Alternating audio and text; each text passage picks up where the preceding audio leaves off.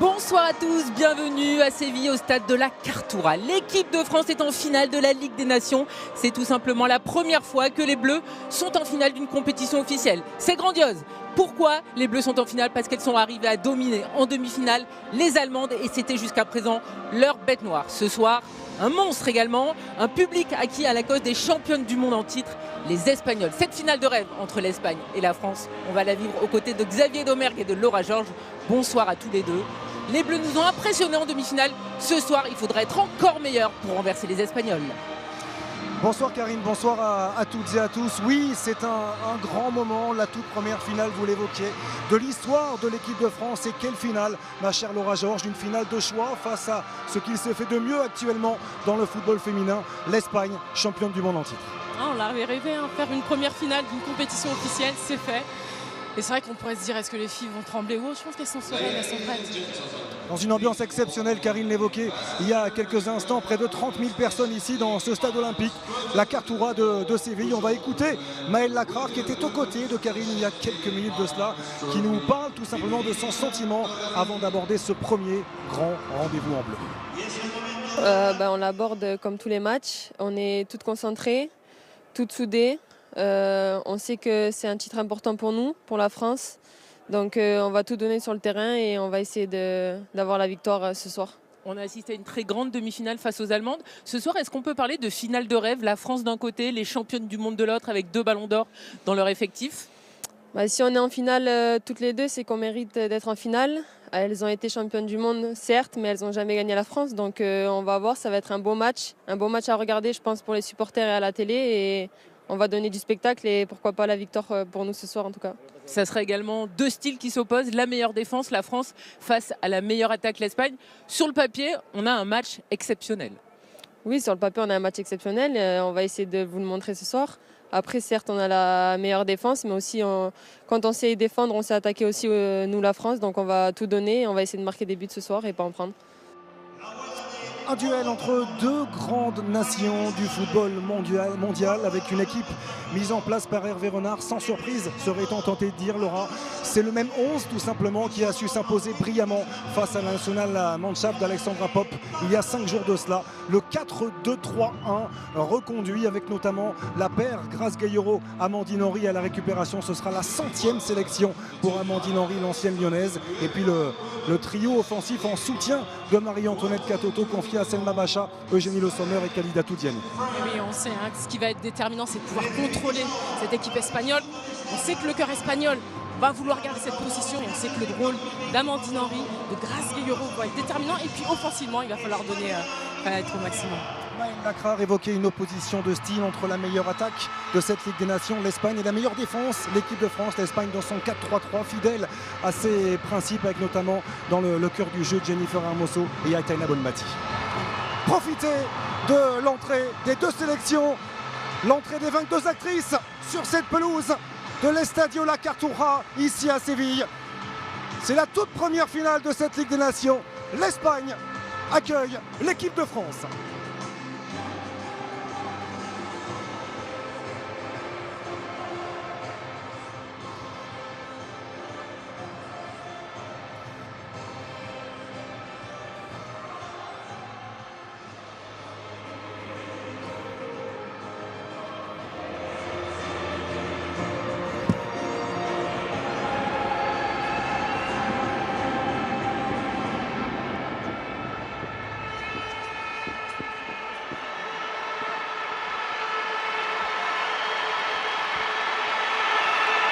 Avant de se plonger pleinement dans cette finale, la toute première de l'équipe de France dans son histoire, face à l'Espagne, place aux hymnes nationaux. On va commencer par l'hymne national français, la Marseillaise.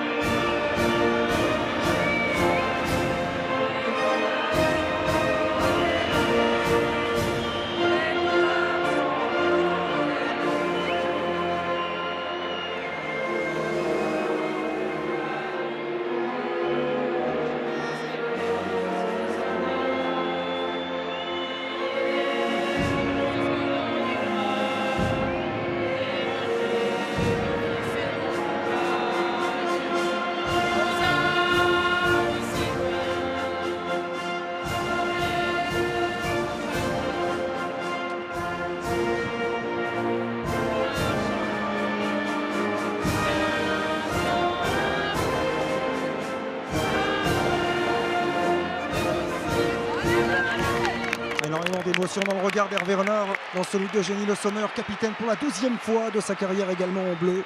Place à l'hymne national de l'Espagne, les championnes du monde en titre, la Marcha Real. Escuchemos ahora el himno nacional de España.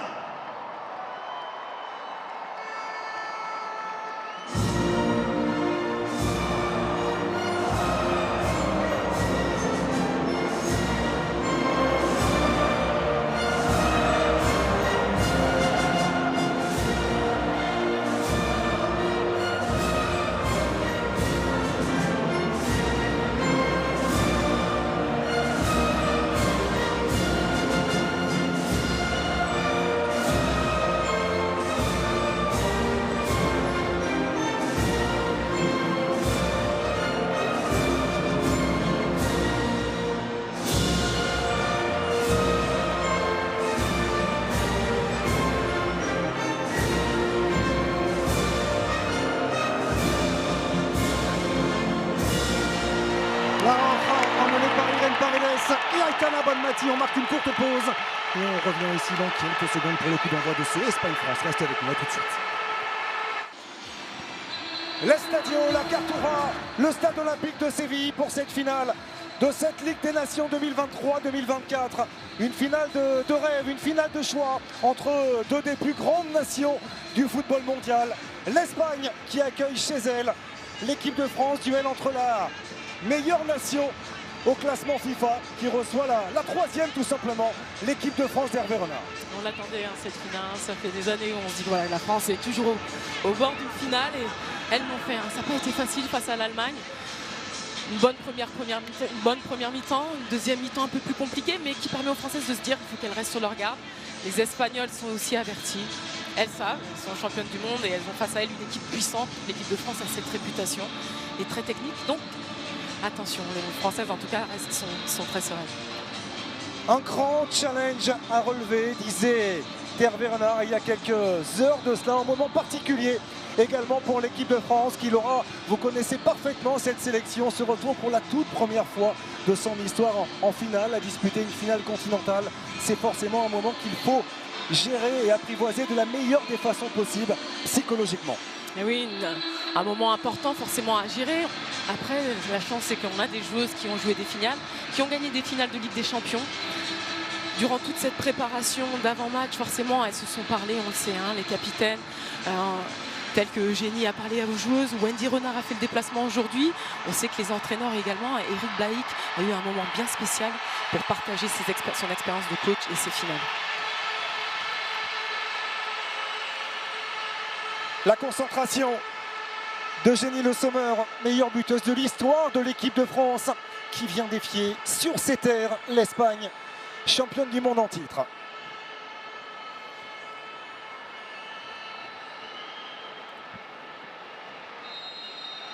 Le coup de sifflet de Tess Olofsson, l'arbitre centrale suédoise, pour donner le coup d'envoi de cette finale de la Ligue des Nations, la toute première édition de la Ligue des Nations. Et quelle finale entre l'Espagne et l'équipe de France, deux des plus belles nations du football mondial qui s'affrontent. L'Espagne, meilleure attaque de cette compétition, qui défie la meilleure défense de cette Ligue des Nations. L'équipe de France qui n'a encaissé que 2 petits buts simplement en 7 matchs.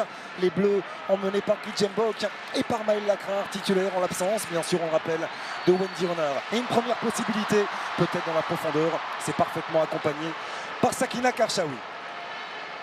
L'équipe de France l'aura en 4-2-3-1, comme ça avait été le cas face à l'Allemagne, avec Amandine Henry positionnée devant la défense aux côtés de Grace Gueye-Roux. Selma Bacha un peu plus sur le côté dans un rôle qu'elle connaît, ce rôle d'ailière dans le couloir gauche, même si on connaît le volume et la qualité également à la récupération du ballon de la milieu de terrain lyonnaise. Oui, on l'a dit, ce qui va être très très important, c'est que nos milieux, et notamment Grace Gueye-Roux et également Amandine Henry, puissent être bien en place pour annihiler toutes les actions espagnoles. On sait que c'est leur force, cette possession. Il va falloir couper les actions, il va falloir être présent. On connaît la qualité d'Amandine aujourd'hui, qui va avoir ce rôle de tampon, mais également de mettre la pression. Et puis Grace aussi, d'être présente physiquement et puis Après, d'utiliser notre force, notre puissance, notre technique. On a Salma, on va y avoir également Eugénie qui va tourner autour de Marika Toto, et on aura besoin forcément de Marika Toto avec sa puissance pour gêner ces arrières centrales espagnoles. Et la bonne récupération de Grijembo qui tranquillement vient repasser par Pauline Perromagnin. Ses premières minutes sont très importantes car il en a aperçu Hervé Renard également dans sa zone technique, un petit peu pesté après une perte de balle, un petit déchet technique déjà du côté de l'équipe de France. Il a l'expérience lui, Karine, de ces grands moments, de ces grandes finales, Hervé Renard. Oh oui, puis il en a gagné évidemment, hein. On pense à la CAN, on pense également à la Coupe d'Asie. Il veut que les Bleus s'éclatent et surtout qu'elles ne soient pas dépassées par l'événement. Elles l'ont très bien fait en demi-finale face à leur bête noire, donc il attend le même rendement face aux Espagnols. Même si les Espagnols sont favorites, elles peuvent le faire. C'est vraiment le message. Le superbe débordement, le premier de cette rencontre et de cette finale pour Elisa de Almeida, qui évolue plutôt à l'accoutumée en défense centrale, mais qui a cette capacité à pouvoir évoluer dans ce rôle de latéral droit avec beaucoup d'à-propos, beaucoup de qualité. Elle l'a montré également face à la Mannschaft il y a 5 jours. Oui, c'est vrai, face à la Mannschaft, elle a été... Et attention parce qu'Aitana Bonmati est venue se projeter. Le centre en retrait d'Aitana Bonmati repoussé heureusement par Grijembo. Ça revient dans les pieds espagnols avec Batlier qui a pu trouver le décalage pour Athénéa.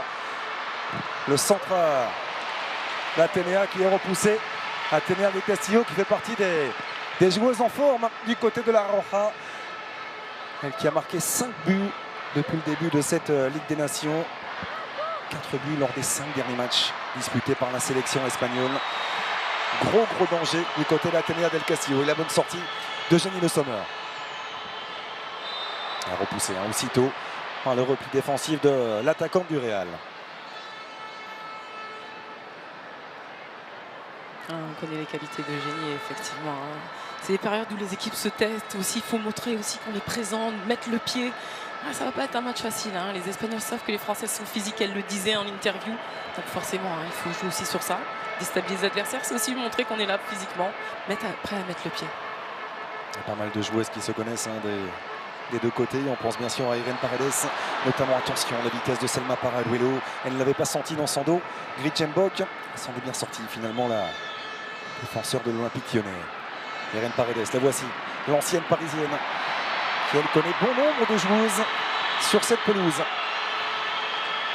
Il y a déjà beaucoup d'intensité de mise par les Espagnols. Hervé Renard en avait parlé, bien sûr, lors de la conférence de presse d'avant-match.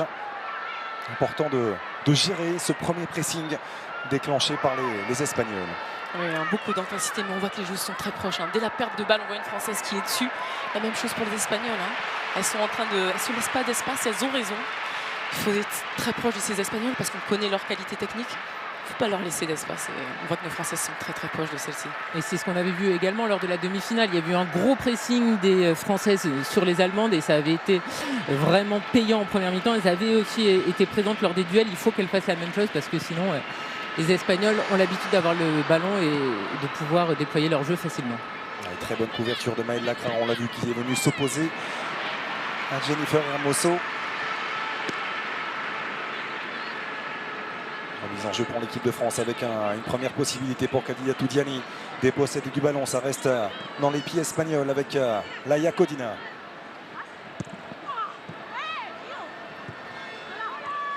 Donc Carmona pour retrouver Laia Codina entre les lignes pour Laia Alexandri. Il joue véritablement dans ce rôle de sentinelle, qui est plutôt une joueur d'axe, une défenseur à l'origine.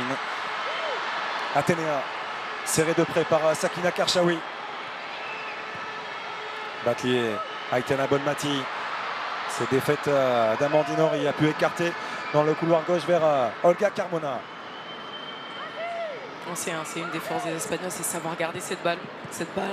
Après, c'est à nous, Françaises, d'être patientes. C'est ce qu'elles font très bien, elles sont bien en place.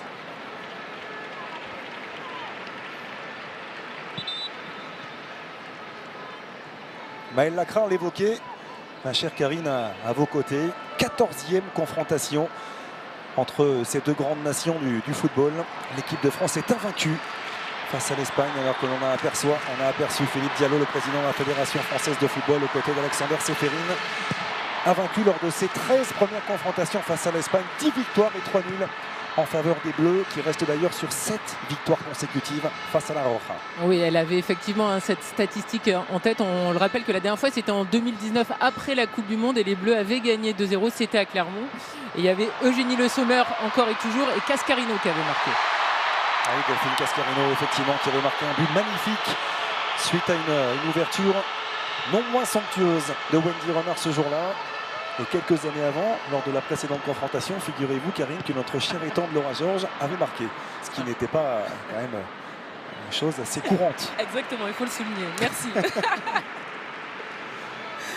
C'était en septembre 2017, hein, il y a plus de 6 ans à Calais. L'équipe de France était également imposée 3-1 face à l'Espagne, face à un but signé de votre part, ma chère Laura, et un but d'Eugénie Le Sommer, qui a d'ailleurs marqué lors de ses 3 derniers matchs face à l'Espagne, l'attaquante de l'Olympique Lyonnais. Mais c'est vrai que ces Espagnols sont trop impressionnantes, à l'image évidemment du Barça, hein, c'est l'ossature de cette équipe, mais elles ont beaucoup de problèmes, et Bonmati, la Ballon d'Or, l'a encore dit, hein, dans les pages de l'équipe hier. Elles ont des soucis, et pourtant elles ont été championnes du monde il y a quelques mois. Elles sont en finale de la Ligue des Nations, donc elles progressent à vitesse grand V depuis quelques années au niveau des clubs et de la sélection nationale. Parler de l'ossature du Barça, elles sont 6 joueuses du FC Barcelone à être alignées au coup d'envoi de ce match. Et attention, Olga Carmona qui a levé la tête, le centre en retrait. Salma Paragueno, ça a été touché, ça vient flirter avec la barre transversale de Pauline Perromagna. Mais alors quel travail! Et toujours la qualité de centre d'Olga Carmona dans son couloir gauche. Oui, hein, on voit le débordement de Caliente sur le côté, et puis ce ballon en retrait qui vient dans le dos de la défense. Mais voilà, on avait Gridge qui était bien concentré, qui vient tacler ce ballon. Effectivement, hein, parfois il faut juste un pied, ça a été détourné. Mais attention, hein, elles font des efforts, et c'est faut qu'Elisa puisse voilà, garder bien sa joueuse qui partira sur le côté, puisqu'on sait qu'elles sont puissantes, elles sont rapides. Et la qualité du pied gauche de Selma Paraluelo pour tirer ce premier corner. C'est rentrant, c'est boxé du point par Pauline Perromagna. Le danger qui reste dans la surface. Drapeau qui s'est levé du côté de l'assistante de Madame Olofsson. Mais un premier gros danger à négocier pour la défense française. On a vu le retour d'Embok et le retour également d'Amandine Henry, effectivement, qui est venu faire un effort colossal pour venir toucher ce ballon. Mais pour l'instant, en tout cas, cette entame de match ne convient pas à Hervé Renard, parce qu'il le voit, hein. Les Espagnols ont le ballon, elles sont dangereuses, et les Bleus ne sont pas vraiment encore entrés dans cette finale. Il leur demande d'être plus justes et aussi plus rapides sur le porteur adverse, donc attention. Le problème, c'est que la moindre imprécision technique est exploitée par la Roja après ces 9 premières minutes. On les voit, hein, celles qui possèdent ce ballon, elles sont chez elles, elles sont à l'aise, hein. On le sent, hein. Elles ont dit pas de pression, même si elles sont championnes du monde, elles vont le montrer, elles ont ces qualités. Et c'est là où on voit l'évolution de l'Espagne. À mon époque, et on pourrait en reparler avec les anciennes coéquipières, c'est qu'on avait une Espagne qui pouvait posséder le ballon, jouer pendant 90 minutes sans marquer. Mais là, aujourd'hui, elles savent posséder ce ballon, elles savent percuter, dribbler, faire mal et aller marquer. Donc là, aujourd'hui, elles ont quand même ce sentiment de supériorité. Aitana Bonmati qui est toujours là pour réguler un petit peu les choses et dicter le rythme du jeu proposé par la Roja, la Ballon d'Or 2023, les meilleures joueuses bien sûr de la dernière Coupe du Monde. Le terrain du Barça, Irène Paredes. Aitana Bonmati qui a touché énormément de ballons déjà dans ces 10 premières minutes. Hermoso. Carmona, c'était vers Mariona Caliente. Remise en jeu, récupérée par l'équipe de France. Ça va être important d'assister à l'une des premières séquences de conservation peut-être des Bleus pour venir se rassurer après cette entame de match à l'avantage des Espagnols. Le long ballon d'Elisa Delmeida repoussé. Ça c'est bien fait pour Eugénie Le Sommer. La qualité du contrôle orienté pour lancer dans la profondeur Kaliga Toudiani. Il y avait également la présence de Marie-Antoinette Katoto. C'est l'une des forces de cette équipe de France qui est capable de poser des problèmes, et Hervé Renard le sait. Cette défense espagnole qui est loin, très loin d'être la meilleure défense européenne du moment, qui a encaissé bon nombre de buts, notamment face à la Suède dans cette phase de groupe de la Ligue des Nations. 9 en tout lors de la Ligue des Nations, avec des victoires vraiment dans les toutes dernières minutes, notamment face à la Suède et face à l'Italie. Donc voilà, les Bleus ont un côté fort, c'est le côté droit. Il faut qu'elles insistent notamment sur ce côté. Ça avait bien fonctionné face aux Allemandes.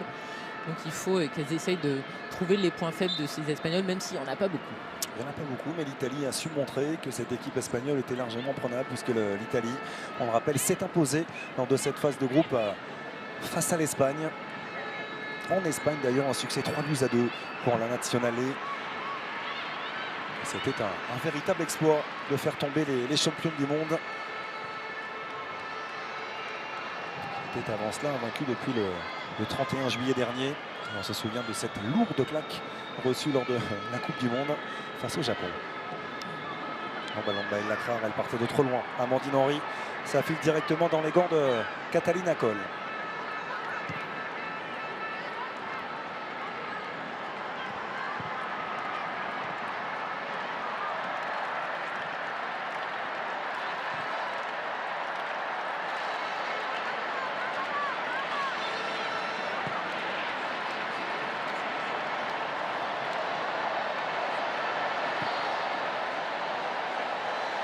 On ne savait pas trop à quoi s'attendre, Karine, en termes d'affluence. L'ambiance est très belle dans ce stade olympique, la Cartuja.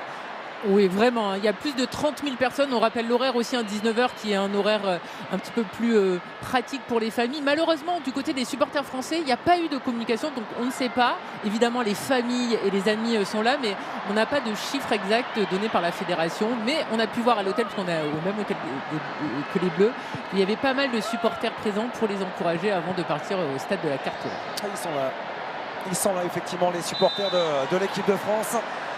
Ils sont près de 3000 à être venus par-ci par-là dans cet estadio la Cartuja. On rappelle que c'est un jour particulier également pour l'Andalousie. On l'a vu aujourd'hui, beaucoup de familles, beaucoup de jeunes visages également dans ces travées de ce stade olympique. C'est un jour férié en Andalousie, le 28 février. Aitana Bonmati qui peut progresser avec Salma Paraluelo pour retrouver la milieu de terrain du Barça et remise en jeu récupérée par l'équipe de France. Oh bien non. Eh bien non. Pourtant ça semblait être le cas. Une période un peu compliquée pour nos joueuses. Elles ne possèdent pas le ballon. Elles sont obligées d'être patientes. En tout cas, on les voit solidaires. Que ce soit Grace qui revient aider nos arrières centrales ou encore Amandine qui vient couper ce ballon. Voilà, il faut savoir faire le dos rond. Il faut savoir accepter que l'adversaire a ce ballon et rester très concentré. Et attention, se méfier également de ces phases arrêtées. Avec le pied gauche de Salma Paraluelo. La montée d'Irene Paredes. Porté le maillot du Paris Saint-Germain entre 2016 et 2021. Irene Paredes, dont on connaît la qualité du jeu de tête. Salma Paraluelo, c'est fort au premier poteau. Elle a été déséquilibrée, la Katoto, par un Paredes justement. Et le Sommer qui a fait l'effort pour dégager ce ballon le plus loin possible.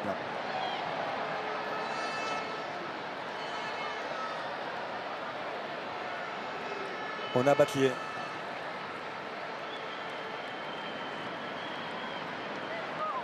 Lalia Alexandri. Lalia Codina. Paredes. La 102e sélection pour Irene Paredes. On évoquait également la 100e pour Amandine Henry qui intègre ce fameux club des 100. Ça n'est pas rien, vous en faites partie, Laura. Ouais, c'est pas un club forcément qu'on peut atteindre facilement, donc c'est pour remarquer tout le travail qui a été fait par Amandine Henry. Elle a eu aussi un passage compliqué. On l'a vu absente de l'équipe de France, elle est de retour, elle est là. On ne sait pas combien de temps encore elle sera avec cette sélection, mais en tout cas, voilà, c'est pour remarquer le travail qu'elle fait. Et durer en sélection, c'est jamais facile, donc chapeau à elle et pour le travail qu'elle a réalisé. Et là, on la voit beaucoup justement communiquer avec ses joueuses. Elle parle aux défenseurs qui sont derrière elle. Elle parle également à ses milieux. Elle commande un petit peu tout le milieu de terrain et les Bleus en ont besoin. Et c'est elle qui est venue gratter ce ballon dans les pieds d'Aitana Bonmati et qui a permis la récupération de balle de l'équipe de France. C'est vrai qu'il y a une des difficultés. Si on voit Amandine rappeler les autres joueuses, c'est parce qu'en fait elle sent qu'il y a des joueuses dans son dos qui ne sont pas forcément prises par les latérales ni les centrales. Et en fait elle se trouve dans une situation où elle doit gérer, elle ne sait pas trop où se situent les joueuses. Donc c'est l'importance de communiquer est très importante, resserrer les lignes. On évoquait avant cette rencontre l'opposition de style entre la Roja et l'équipe de France. Également l'opposition de système avec le 4-3-3 que l'on connaît très bien du côté de l'Espagne, que ce soit chez les garçons ou chez les filles. C'est dans l'ADN du football espagnol. 4-2-3-1, un petit peu adapté du côté d'Hervé Renard avec Amandine Henry associée à Grace Gayero et peut-être une joueuse qui risque de manquer dans le cœur du jeu quand on connaît l'importance d'Aitana Bonmati, d'Hermoso et de Laïa Alexandrie également qui régule un petit peu tout ça. Effectivement, et au-delà du travail d'Amandine Henry ou de Grace Gayero, on a besoin de ce travail de Selma pour revenir également. Voilà, on a Khadija Toudjanou qui doit aussi faire l'effort pour resserrer. Voilà, c'est de la collaboration, c'est beaucoup de communication entre elles.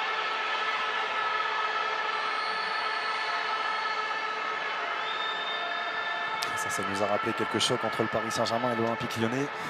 En D1 Arkema, ce duel entre Irène Paredes et Eugénie Le Sommer. Jean la qualité, des prises de balle de haut but. Le numéro 9 de l'équipe de France, Grace Gayero.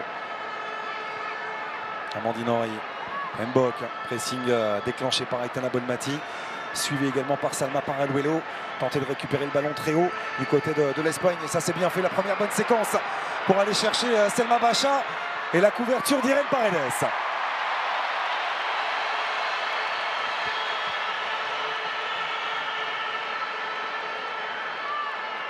Il y a de quoi montrer à l'Espagne que cette équipe de France est également capable de créer et de produire du jeu. Ça, on le sait. Il va venir mettre un petit peu d'incertitude dans les têtes espagnoles. Ballon entièrement sorti, visiblement, selon l'assistante de Madame Olofsson.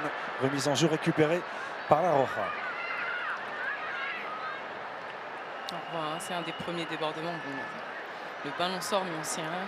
Selma Bacha va être une joueuse clé sur le côté. On aura besoin de sa percussion et de sa puissance sur le côté.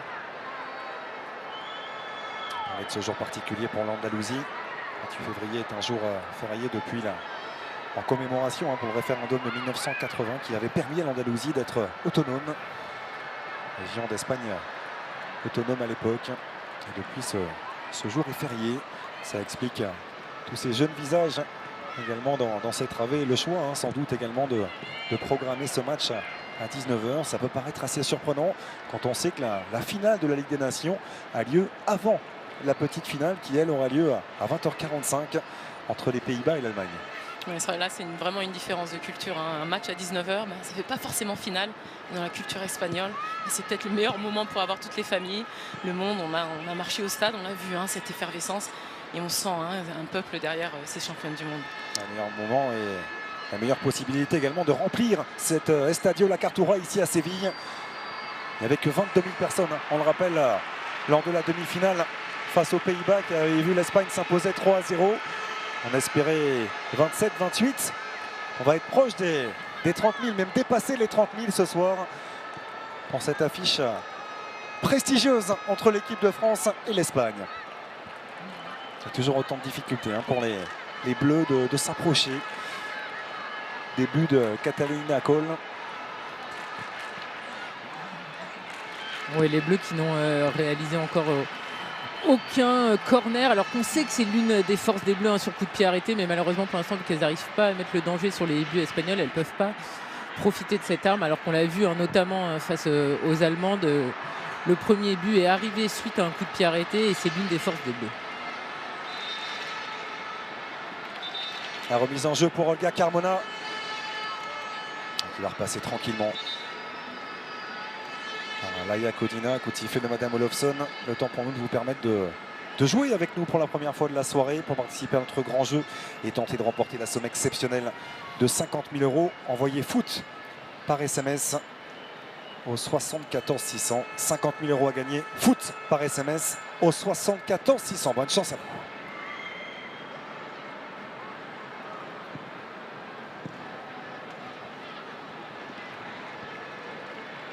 Ce qu'il y a de bien pour l'équipe de France, c'est qu'il y a également des petites imprécisions techniques côté espagnol. Et c'est suffisamment rare pour être souligné. En tout cas, c'est le cas pour le moment.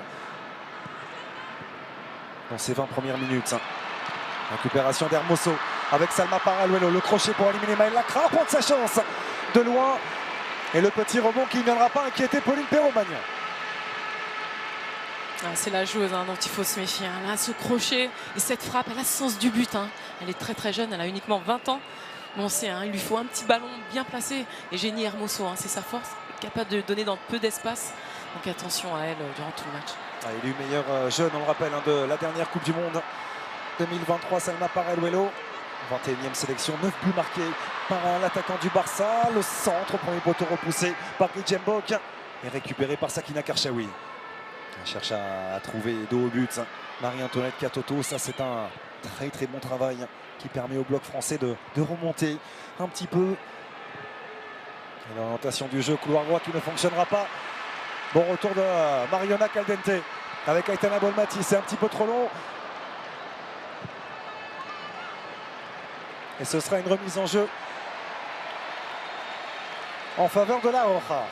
Sous les yeux de capitaine Wendy Renard qui a fait le déplacement ici à Séville.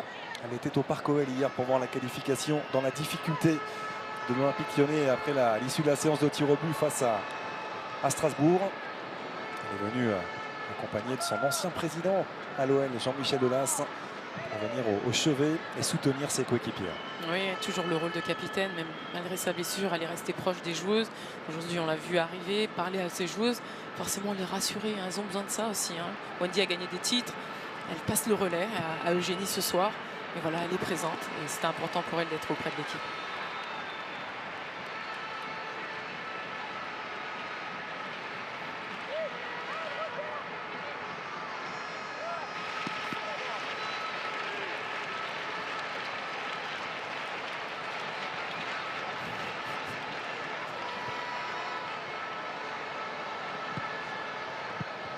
Paredes, impeccable dans ses duels pour l'instant. Irène Paredes, défenseur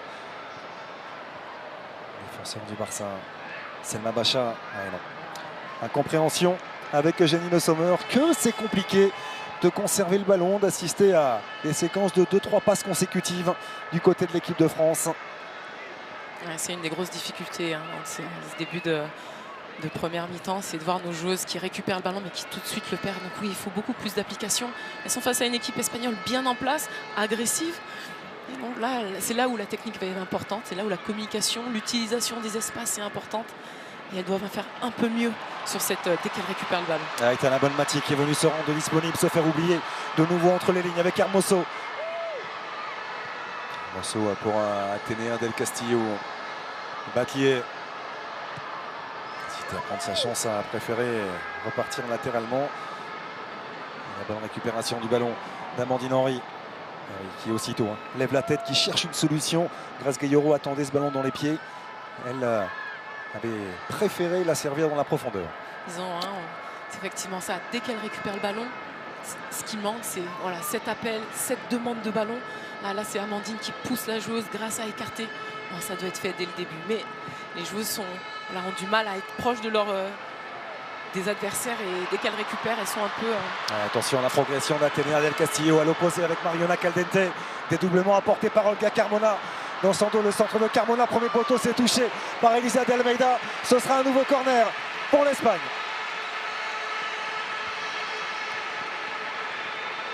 On connaît, elle a été, fait partie des 11 meilleures joueuses du monde. Olga Carmona. Effectivement, c'est une joueuse qu'il faut se méfier avec sa percussion. Et une des forces de ces Espagnols, c'est ce soutien permanent des ailières pour accompagner les actions offensives. Toujours le pied gauche de Selma Paralluelo. 4 passes décisives déjà dans cette compétition. En attaquant du Barça. Sur la tête d'Irène Paredes. Ça vient toucher le montant droit de Pauline Perromagnan. Elle avait été complètement oubliée.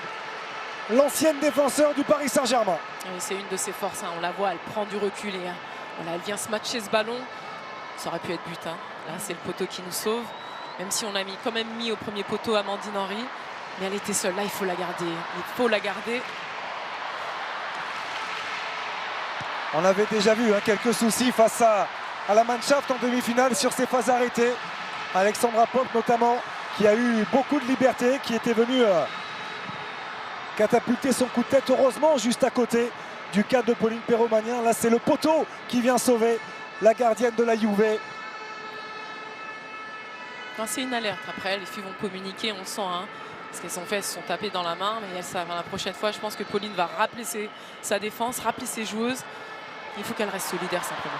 Et Atenea Del Castillo en une touche pour Aitana Bonmati. Serré de près toujours. Amandine Henry. Paredes. Atenea face au retour de Sakina Karchaoui, corner. Elle a hésité. Elle a longuement hésité, Madame Olofsson, en regardant l'indication qui allait être donnée par son assistante, qui elle n'a pas pris le moindre risque. Elle n'en était pas sûre et du coup, eh bien, ce sera un renvoi au 5,50 m pour Pauline Perromagnin et l'équipe de France. Même les Bleus étaient surprises, elles étaient parties pour se positionner dans la surface de Pauline et puis finalement, non. C'est l'arbitre. Les Bleus peuvent se dégager.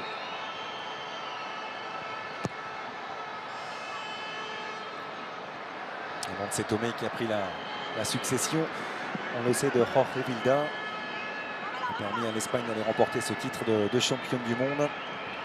C'est Tomé qui était le bras droit véritablement de l'ancien sélectionneur, qui est critiqué très clairement par bon nombre d'anciennes joueuses. On pense à Veronica Boquete notamment, mais pas seulement, qui avait soutenu d'ailleurs le président de la fédération, Luis Rubiales, au moment de ses terribles agissements aux côtés de Jennifer Hermoso. Et ça, forcément, on ne l'a pas oublié. Et on n'a pas forcément compris le choix de la continuité avec Montse Tomé, qui a évoqué ce match comme une confrontation face à une grande équipe. L'équipe de France avec cette ambition d'aller chercher un deuxième titre quelques semaines après ce titre de championne du monde. Parce qu'on le rappelle également, on a beaucoup parlé de la toute première finale disputée par l'équipe de France, mais ça n'est que la deuxième également pour l'Espagne. Ne pas penser que l'Espagne a beaucoup plus d'expérience, ça n'est pas le cas. C'est vrai on s'imagine que les championnes du monde ont forcément beaucoup de victoires à leur compte, qu'elles ont cette expérience. Non, c'est tout nouveau. Première Coupe du Monde en 2015. Donc ce sont des jeunes championnes. C'est pour ça que les Françaises ne sont pas forcément stressées ou de se dire ont peur de l'Espagne. Elles savent leurs compétences, leurs qualités, mais elles savent qu'elles peuvent aussi bousculer ces Espagnols.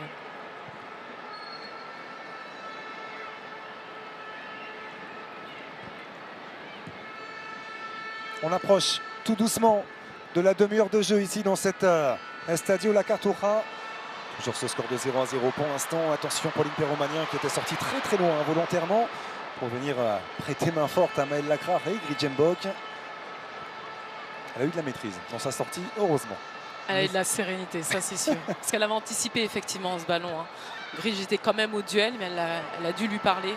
Et elle a fait un excellent contrôle pour pouvoir récupérer ce ballon. Mais attention, ça va très vite. Que c'est dur de sortir ce ballon proprement, tant le pressing est haut et bien organisé. Et si elles parviennent à se défaire de ce premier rideau, il peut y avoir des possibilités derrière. Pour l'équipe de France, ça implique beaucoup de qualité technique dans la transmission. Effectivement, l'Espagne est une équipe qui a énormément de qualité technique. Elles savent très bien apprécier. Donc pour se démêler de ces joueuses espagnoles, il faut être également technique, très précise et solidaire. Très bon appel de Grace Guillero qui était à la limite du hors-jeu malheureusement. L'ouverture est un petit peu trop profonde d'Elisa de Almeida. Et là, vraiment, Hervé Renard qui n'est pas satisfait parce que ça fait plusieurs fois qu'il y a une joueuse qui va proposer une option avec un long ballon, mais c'est pas possible. Il faut que les Bleus essayent de garder le ballon au sol et qu'elles essayent de faire un jeu de passe, parce que là, il y a quand même beaucoup de ballons un petit peu balancés de la part des Bleus, et donc forcément, il y a une perte derrière, et les Espagnols qui reprennent leur habitude de possession. Donc Hervé Renard qui n'est pas satisfait, puis les Bleus vont s'épuiser aussi, parce que clairement, là, ça fait une demi-heure quasiment qu'elle court après le ballon, donc ça va être compliqué. C'est le paradoxe, mais c'est la difficulté également, Laurent, quand on joue des équipes qui mettent autant d'intensité, qui pressent aussi haut. Et la récupération du ballon, on est harcelé et souvent la relance longue est la première option. Et attention à ce bon ballon au deuxième poteau, Sakina Karchaoui, impeccable en deux temps, qui vient glisser ce ballon de la tête à sa gardienne. C'est vrai que dans ce moment, un peu de ballon flottant, elle a su contrôler, redonner ce ballon à Pauline, elle a sûrement dû lui parler. C'est important de rester quand même sereine malgré la pression, malgré le en fait qu'elles subissent. Pour les défenseurs, ces matchs-là, c'est surtout de la concentration. Énormément de concentration parce qu'elles savent que ça va être compliqué d'aller marquer ses buts. Mais c'est aux défenseurs de rassurer l'équipe aussi, de se dire non les filles, vous inquiétez pas, on est là et on reste concentré. Mati avec Aitana Bonmati. 62e sélection pour la milieu de terrain du Barça. Iacotina, ça s'est ouvert dans le couloir gauche pour Olga Carmona, le centre fort. Premier poteau repoussé par Maëlle Lacrar. Grasgueiro aussitôt pressé, gêné dans sa première relance. Les Espagnols qui réduisent au maximum les espaces et qui récupèrent ce ballon très très vite une nouvelle fois. Elles sont très proches, elles anticipent tous ces ballons longs.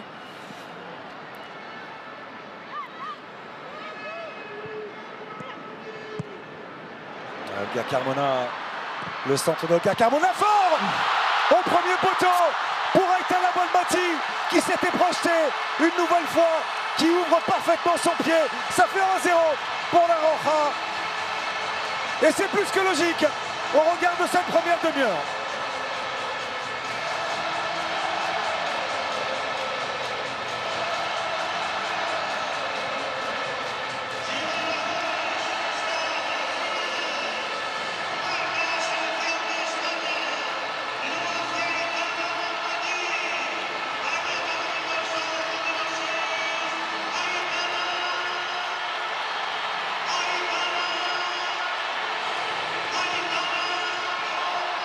Alors on voit cette question une fois de plus, c'est la latérale qui vient déborder et qui sent trop fort devant le but.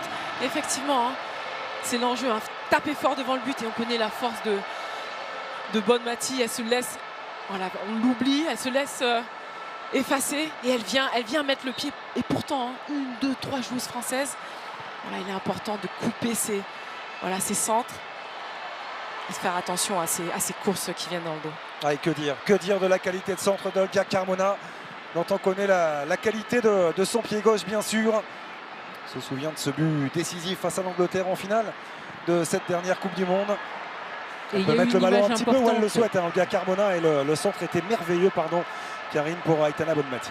Pardon Xavier, il y a eu une image importante parce qu'on l'a vu, les Espagnols dominent depuis le début du match. Juste après le but, toutes les Françaises se sont réunies pour se parler, pour se dire les choses. Il faut absolument qu'elles réagissent, sinon la soirée risque d'être très longue. Mais en tout cas, on a vu les Bleus réunis en cercle juste après l'ouverture du score espagnol. Ah, il y a beaucoup de maîtrise côté espagnol depuis le début de ce match. Et ouais, cette réunion improvisée extrêmement rapide a été sans doute en ce sens-là, manière à essayer de se calmer, de prendre conscience de ce qu'il se passait, pour essayer de prendre le temps, de psychologiquement laisser passer un petit peu l'orage. On se souvient du premier match de Hervé Renard, lorsque Lucie avait dit sur un de ses premiers matchs, elle a dit si toutefois vous prenez un but, restez solidaire, ça va le faire. Je pense que c'est le même discours. Ils savent que les Espagnols, ça va être dur, mais restez solidaires. Et elles le savent, il faut qu'elles restent solidaires, elles savent que ça allait être compliqué. Il ne faut surtout pas paniquer. On a vu Selma Bacha avoir un geste d'humeur. Là, les anciennes, l'expérience doit leur dire non, les filles, lâchez pas. Ça va aller. Il faut reprendre la maîtrise, utiliser les espaces. Maëlle Lacra avec Rijembok. Sakina Karchaoui, départ de Selma Bacha. Devant elle, Sakina Karchaoui qui est passée, retenue par le maillot, le coup de sifflet de Madame Olofsson.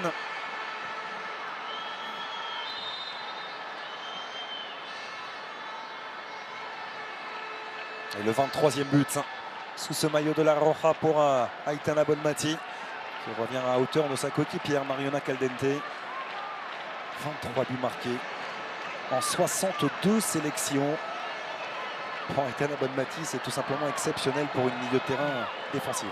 C'est vraiment sa force, la percussion, mais aussi la finition. D'habitude, on se dit on est technique, on arrive à garder cette possession, mais elle percute et elle marque. Selma Bacha sur coup de pied arrêté, pourquoi pas pour se relancer. On sait que l'Espagne est souvent en difficulté sur ces phases-là. Et les Bleus sont particulièrement performantes ces derniers temps. Elles ont marqué 6 de leurs 9 derniers buts suite à un coup de pied arrêté. Les joueuses d'Hervé Renard, et on revoit encore une fois le bon décalage d'Hermoso à l'origine. Ouais, ce bon ballon en retrait, mais fort, le frappe très très fort.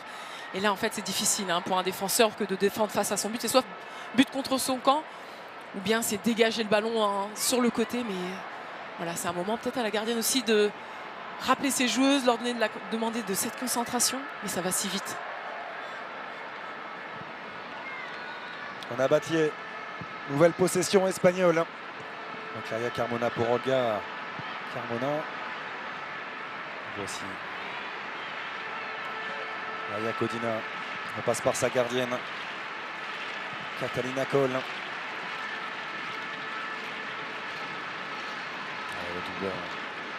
Le double contact réussi par Mariona Caldente. Atenea. Mariona Caldente. Et petite imprécision Récupération à Grace-Guerriero. Allez profiter de cette petite imprécision technique. Accrochage d'Olga Carmona à l'origine sur Jenny Le Sommer. Avantage laissé avec Kaliyatou Diani qui va attendre du soutien même si il y a du temps. Beaucoup de temps à arriver ce soutien d'Elisa de Almeida. Diani en puissance face à Aitana Bonmati avec Grace-Guerriero. Possibilité de centrer peut-être pour les Bleus. Elisa de Almeida qui insiste. Le centre à contrer avec Diani. Le centre le voici de Diani. Et c'est parfaitement capté par Catalina Coll. Ouais, là, c'est peut-être un des seuls moments qu'on voit la France pouvoir garder ce ballon, effectivement. Hein, surtout pas se précipiter.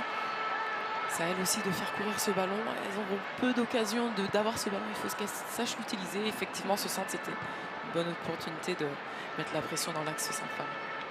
Allez, c'est le moment de jouer avec nous pour tenter de remporter la somme exceptionnelle de 50 000 €. Je vous rappelle le principe, envoyez foot par SMS au 74 600. 50 000 € à gagner. Foot par SMS au 74 600. Bonne chance. Un peu loin au départ. Hermoso qui ouvre à droite. Et c'est peut-être pas le bon choix de la part de Jennifer Hermoso. Parce que ça s'était ouvert à gauche avec l'appel d'Olga Carmona. On l'a dit, hein, dès qu'elle récupère ce ballon, il y a encore des appels vers l'avant. Elle casse des lignes juste avec cette percussion. Attention, hein, c'est surtout ça.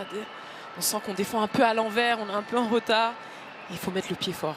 Il y a des moments où il faut y aller, il faut mettre le pied fort, récupérer ce ballon, parfois faire mal, mais dans le bon sens du terme, hein, être présente pour aller récupérer ce ballon, pas simplement faire écran. Et ça discute beaucoup. On a vu Eugénie Le Sommer et Grace-Guerriero qui ont profité de ce petit laps de temps pour discuter. Là, c'est Grace et Amandine maintenant, parce que clairement, ça va pas. Les Bleus sont trop loin des Espagnols et n'arrivent pas du tout à mettre en place leur jeu. Pour l'instant, elles subissent dans cette première période.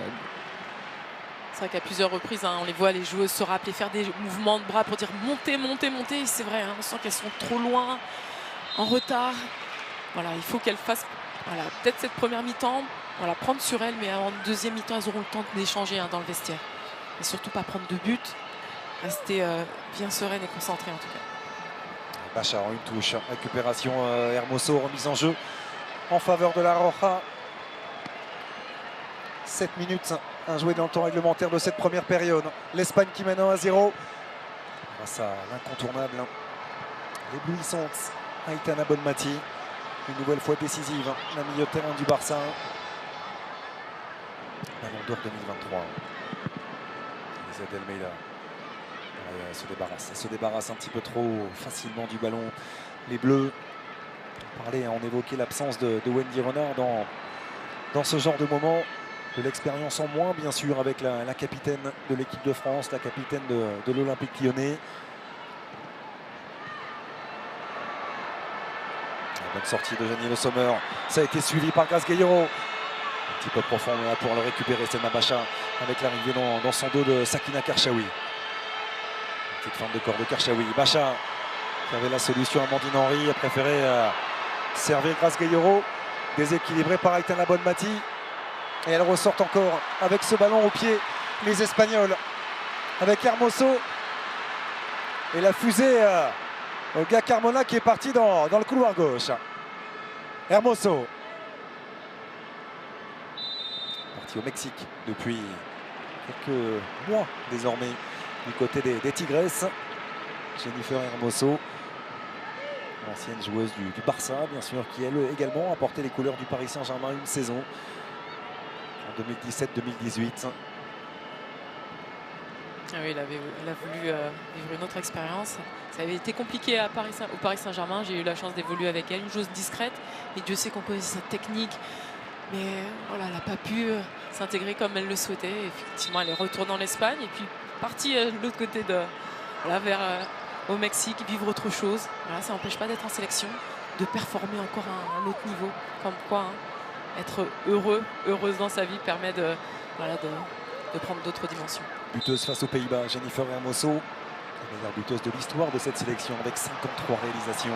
Le coup franc tiré par Salma Paraluelo. Un petit peu court pour récupérer Alexandrie. On voit tout de suite les Espagnols, elles perdent ce ballon, elles sprintent. Mais pour se replacer, Pour se bien replacer. sûr. Mais oui, non, mais c'est incroyable parce qu'elles font tout bien en fait les Espagnols. Effectivement, il y a la faute et tout de suite, on voit effectivement Codina qui sprint pour reprendre sa place et surtout ne pas être gêné lorsque les Bleus vont reprendre le ballon. C'est incroyable. Super travail. C'est une effectivement. leçon vraiment du bord terrain de voir ces Espagnols tout en maîtrise. Et que ce soit tactique ou technique, hein, Ouais. c'est le cas dans tous les secteurs. L'Espagne est au-dessus pour l'instant dans cette finale. C'est vrai qu'il y a quelques années, je répète encore, l'équipe d'Espagne, c'était une équipe de possession. Et Irene Paredes revenait sur une interview dernièrement, elle disait en fait la différence c'est qu'aujourd'hui elles mettent beaucoup plus d'intensité, beaucoup plus de travail, beaucoup plus d'attente de chaque joueuse individuelle dans les clubs pour travailler beaucoup plus dur. Et le résultat il est là. Elles ont aussi eu des difficultés, on sait, avec leur fédération, leur entraîneur, mais elles sont restées soudées. Et aujourd'hui c'est une de leurs forces d'avoir créé un collectif fort et qui fait les efforts ensemble. Et dans un football qui est devenu de plus en plus vertical également. Et ça, ils l'ont compris, elles se sont adaptées. Les Espagnols, son jeu de transition rapide est capable de faire très très mal. Également, Elisa Delmeida, le tacle glissé. Quasi parfait d'Olga Carmona, la remise en jeu sera en faveur de l'équipe de France. Les 3 dernières minutes de cette première période. On va tenter de se retourner, Kalidiatou Diani.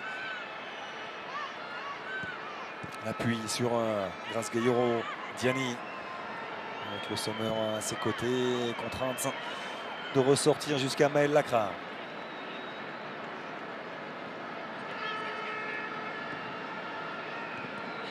Attention, attention à ne pas perdre le ballon dans cette zone. Mariona Caldente qui a des solutions autour d'elle avec l'appel d'Aitana Bonmati qui s'est bien sûr projetée. Aitana Bonmati face à Gritjenbok. Attend du soutien et on trouve avec Mariona Caldente. C'est là aussi où cette équipe d'Espagne fait mal dans sa gestion des temps forts et des temps un petit peu plus faibles. Là, ça s'est refermé. Et du coup, elle repart tranquillement dans une séquence de conservation. C'est vraiment une de leurs forces. Alterner cette possession, accélération, elles se projettent et puis après elles mettent le pied et qu'elles sentent qu'il manque des joueuses. C'est vrai, c'est là où aussi elles ont encore progressé. C'est la compréhension du jeu et connaître les tempos. Ouais, la passe remarquable d'Aitana Bonmati avec le centre à l'entrée de la surface repoussé par Gritjenbok dans les pieds d'Amandine Henry. Et là, ça peut aller vite également du côté de l'équipe de France avec Eugénie Le Sommer. Katoto poursuivi par Godina. Marie-Antoinette Katoto qui a seul un peu de solution à ses côtés pour tenter de combiner. Mais ce sera un corner en faveur de l'équipe de France. Pas facile, là on la voit partir sur le côté, elle tente ce dribble. On attendrait beaucoup plus de soutien. On voit Kalidiatou qui revient, mais doucement. On sait que physiquement ça demande beaucoup d'efforts. Elles sont un peu fatiguées. Elle dit ce qui était important, c'est la récupération. Après leur match face à l'Allemagne, elles ont puisé. Ça se joue à ça aussi le match aujourd'hui. Elles ont couru toute la première mi-temps déjà là, donc c'est sûr que c'est compliqué pour elles. Une nouvelle situation aurait été avec le pied gauche de Selma Bacha, qui est capable de débloquer beaucoup de situations avec la qualité de son pied gauche. Celui-ci, malheureusement, sera trop sur Catalina Coll. Oui, c'est un des points qu'elles ont énormément travaillé, tout ce qui est coup de pied arrêté. On sait que elles ont concédé beaucoup de buts sur coup de pied arrêté, corner notamment face à l'Italie. Donc il y aura des occasions, mais par contre au niveau des centres, il va falloir couper cette trajectoire, une trajectoire beaucoup plus tendue. Belle ouverture pour aller chercher la profondeur proposée par Selma Paraluelo. Toujours la bonne attitude défensive de Gritjenbok, même si ce ballon est rendu à Mariona Caldente. Maïa Alexandri. Hermoso. Et il y aura 1 minute de temps additionnel. Et nous venons d'y entrer à l'instant dans cette minute de temps additionnel. La conservation de balle espagnole. Paredes. Ouverture de Paredes dans le dos de Sakina Karchaoui. Pour Selma Paraluelo. Et bon retour, il le fallait. Ce tacle glissé. La dernière possibilité de cette première période sera en faveur de la Roja. On voit ce duel. Superbe tacle. C'est le ballon. C'est important qu'elle soit présente.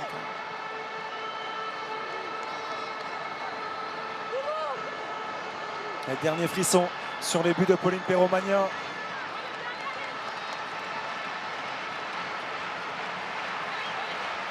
D'une Salma à l'autre.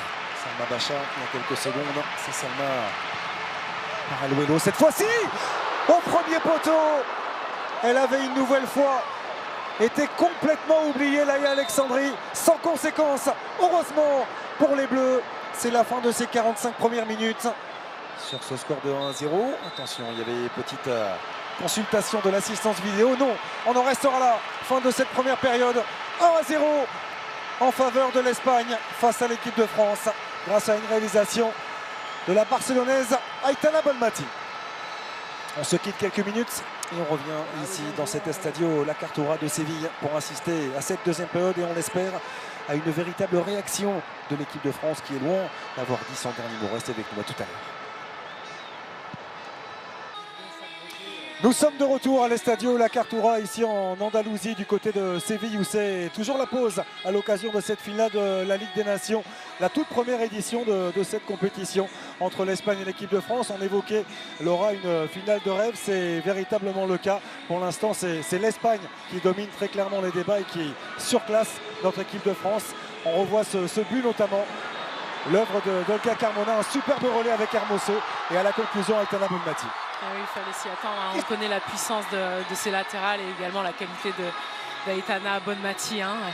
Voilà, on voit encore ce débordement. Elle le centre fort. Hein. Pour un défenseur, c'est très difficile à défendre. Et c'est Bonmati qui revient. Hein. On connaît, elle s'efface et elle vient prendre ce ballon intérieur du pied.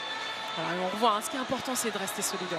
L'équipe de France a été dépassée au cours de ces 45 premières minutes. On va tout de suite retrouver Hervé Renard aux côtés de Karine pour l'analyse de cette première période. Bonsoir Hervé, cette première mi-temps a été très compliquée. Les Espagnols nous ont beaucoup gênés. Qu'est-ce qu'il faut mieux faire en seconde période pour essayer d'avoir un petit peu plus le ballon? Comme vous l'avez dit, en première mi-temps, on a déjà eu du mal à récupérer le ballon. Et à chaque fois qu'on l'a récupéré, on l'a redonné très peu de temps après à l'adversaire. Donc si on n'est pas performante dans la récupération et si on n'est pas performante avec le ballon, bah, c'est compliqué. Donc il faut une réaction immédiate. Sinon on aura du mal à revenir dans le match. Mais c'est encore possible. En football, tout est possible. On a vu effectivement les Bleus qui étaient menés 15-0 malgré les nombreuses occasions espagnoles. Qu'est-ce que les Bleus peuvent faire de mieux, notamment au milieu de terrain, parce qu'on voit que les Espagnols sont en surnombre et qu'on a du mal, notamment dans ce secteur-là. Oui, elles font un surnombre sur les côtés, surtout. Mais ça, c'est leur force. C'est la force du football espagnol. Et quand on regarde les images du but, on est 4 dans la surface de réparation. La numéro 6, elle plonge et il n'y a personne qui la prend parce qu'on est focalisé sur le ballon. Donc, ce n'est pas une question de surnombre, c'est une question d'agressivité et de placement par rapport à nos adversaires. Merci beaucoup Hervé, bonne seconde période. Petite information, Kenza Dali s'est échauffée pendant la mi-temps mais elle n'entrera pas tout de suite. Donc on va un petit peu attendre pour voir le premier changement du côté des Bleus malgré cette première mi-temps où on a été dominé. On repart avec les mêmes, donc pour l'instant du côté d'Hervé Renard et de l'équipe de France. Avec Eugénie Le Sommer et Marie-Antoinette Catoto pour donner le coup d'envoi de cette deuxième période. L'occasion de cette toute première édition de la Ligue des Nations. Finale de choix, on l'a présenté comme cela entre l'Espagne et la France. Pour l'instant, c'est la Roja qui mène à 1-0. Fort logiquement, on regarde ces 45 premières minutes.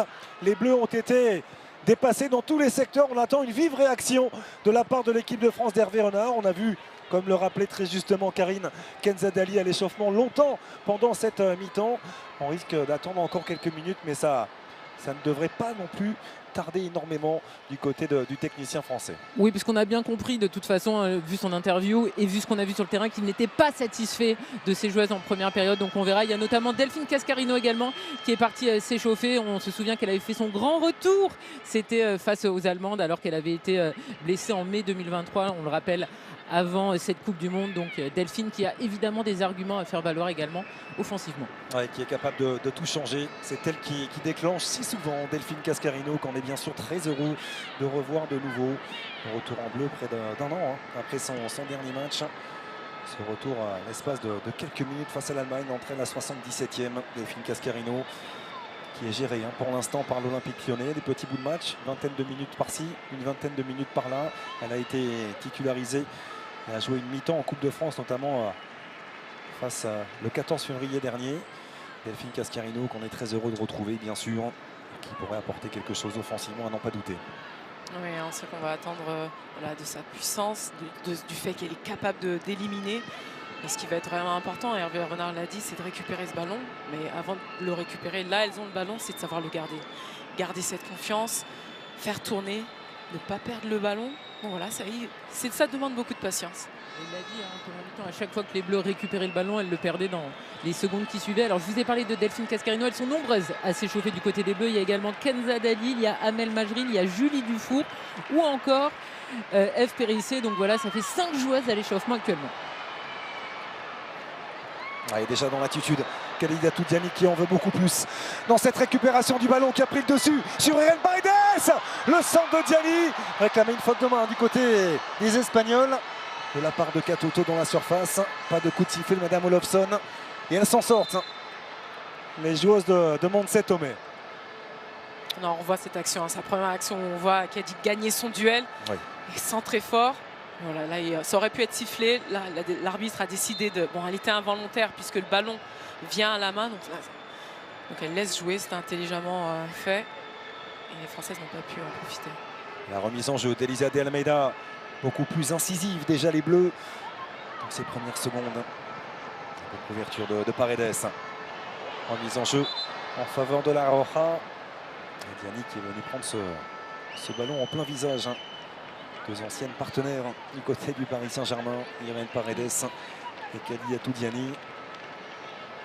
Et comme vous le savez, nous vous proposons la somme exceptionnelle de 50 000 € à gagner. Pour tenter votre chance, c'est très simple. On vous le rappelle, envoyez foot par SMS au 74 600.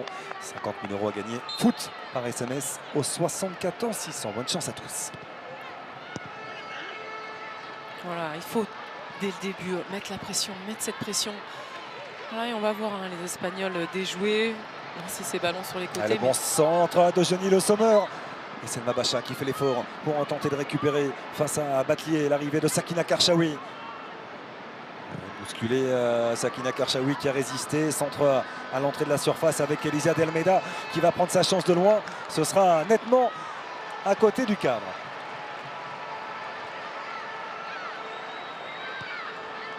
On le revoit, un bon centre de Sakina, un peu loin, mais au moins voilà, on voit Eugénie qui vient mettre la pression. Et puis tout de suite, puisqu'il y a ce groupe de joueuses espagnoles, on voit Elisa frapper. Voilà, c'est une des options lorsqu'on a un groupe bien compact. On sait que cette défense espagnole est largement vulnérable. On l'a vu notamment lors de cette double confrontation contre la Suède, mais pas seulement dans cette phase de groupe. Pour l'instant, elles sont solides. La meilleure défense de cette Nations League a cédé sur ce but d'Aitana Bonmati. La défense de l'équipe de France, il y avait eu 7 clean sheets sur les 9 derniers matchs disputés par les Bleus.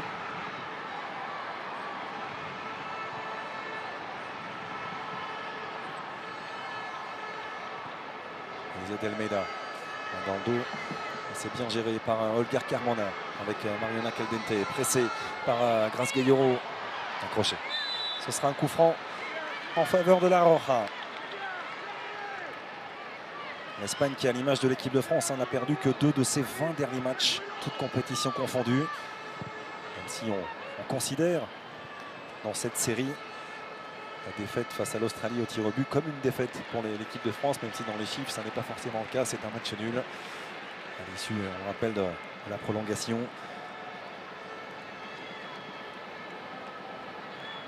Six victoires lors des 7 dernières rencontres disputées par les Bleus. Et là, c'est très compliqué aujourd'hui dans cette finale. L'équipe de France qui avait l'ambition et qui a toujours l'ambition de marquer l'histoire, de marquer son histoire en remportant un premier titre continental. Tout ceci à 5 mois simplement des Jeux Olympiques. Face à une Espagne assurée de disputer ces Jeux. Le dernier billet, on le rappelle, sera disputé à l'occasion de cette petite finale entre les Pays-Bas et l'Allemagne. Le vainqueur aura également composté son billet, son ticket pour les Jeux Olympiques de Paris. Ouais, c'est vrai qu'il faut savoir que sur les précédentes éditions qualification aux Jeux Olympiques, il fallait faire partie des 3 meilleures équipes européennes ayant participé à la Coupe du Monde. Donc du coup, cette Nations League devient la compétition pour se qualifier aux Jeux Olympiques. ce que toute équipe européenne souhaitait, parce qu'il est vraiment difficile de faire un voilà, d'être parmi les meilleures joueuses en Coupe du Monde. Mais effectivement, c'est rajouter des dates au calendrier de nos joueuses. On sait, hein, pour les clubs, c'est un peu compliqué. Mais en tout cas, c'est une opportunité pour les clubs de faire fi de leur Coupe du Monde et d'être sur une compétition dédiée à cette qualification aux Jeux Olympiques. Et malheureusement, l'Angleterre n'est pas qualifiée pour ces Jeux Olympiques, alors qu'elles sont finalistes de la Coupe du Monde. Et vainqueur du dernier Euro. Exact. C'est la difficulté de se qualifier pour les Jeux Olympiques. Une récupération de la part de Aya Alexandrie avec Aitana Bonmati qui a de l'espace autour d'elle. Et elle adore ça, on le sait. Athénéa El Castillo. Aya Alexandrie, Aitana Bonmati à l'entrée de la surface. Petit décalage pour Batlier, le centre en retrait. Et Mariona Caldente à la finition. Encore un modèle d'action collective de la Roja pour faire le break déjà à la 53e minute. 2-0 pour l'Espagne face à l'équipe de France.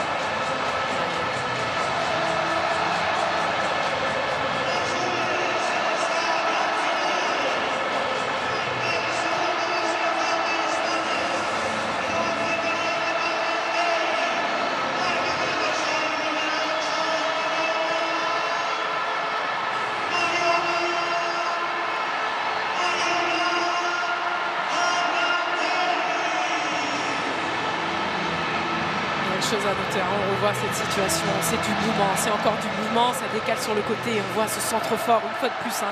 Les ballons en retrait, c'est Caldente qui vient plat du pied mettre ce ballon de côté poteau. La différence elle se fait là, hein. Des joueuses en mouvement face à une équipe de France effectivement alignée, mais qui attend en fait. Or il faut rester en mouvement, il faut accompagner ces joueuses, faire attention aux joueuses qui viennent de derrière. C'est ce qui pêche, alors il faut continuer à être proche des joueuses, beaucoup plus agressives, suivre ces joueuses directes. Le 4e but dans cette Ligue des Nations pour Mariona Caldente qui avait marqué un doublé face à la Suède. Et attention, Salma Paraouelo est déjà reparti de l'autre côté, heureusement.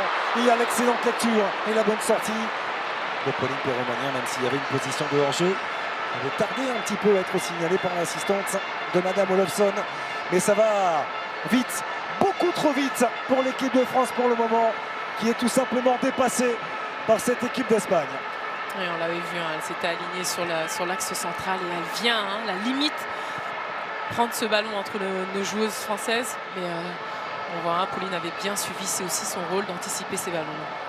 Et Hervé Renard qui va tout de suite commencer son coaching. On l'avait dit, Kenza Dali s'était échauffée pendant la mi-temps. Elle va entrer en jeu, ça sera sa 74e sélection. Et puis également Delphine Cascarino qui était entrée en jeu lors de la demi-finale et qui va donc connaître cette 58e sélection. Il faut absolument que les Bleus essayent de réagir parce que rien ne va pour l'équipe de France après une heure de jeu. Et Hervé Renard l'avait confié également à votre micro, Karine. La différence de fait dans le cœur du jeu, mais pas seulement dans les couloirs aussi, par les deux latérales, que ce soit Ona Battier ou Olga Carmona. On le sait et on l'a vu. Passeuses décisives, les deux, sur les deux buts marqués par la Roja. On est battu dans tous les compartiments du jeu, hein, malheureusement, on l'a vu, hein, depuis le début du match. Et cette entame de seconde période laissait espérer une réaction des Bleus, et puis il y a eu ce deuxième but. Attention, Battier averti pour cette intervention en retard sur Selma Bacha.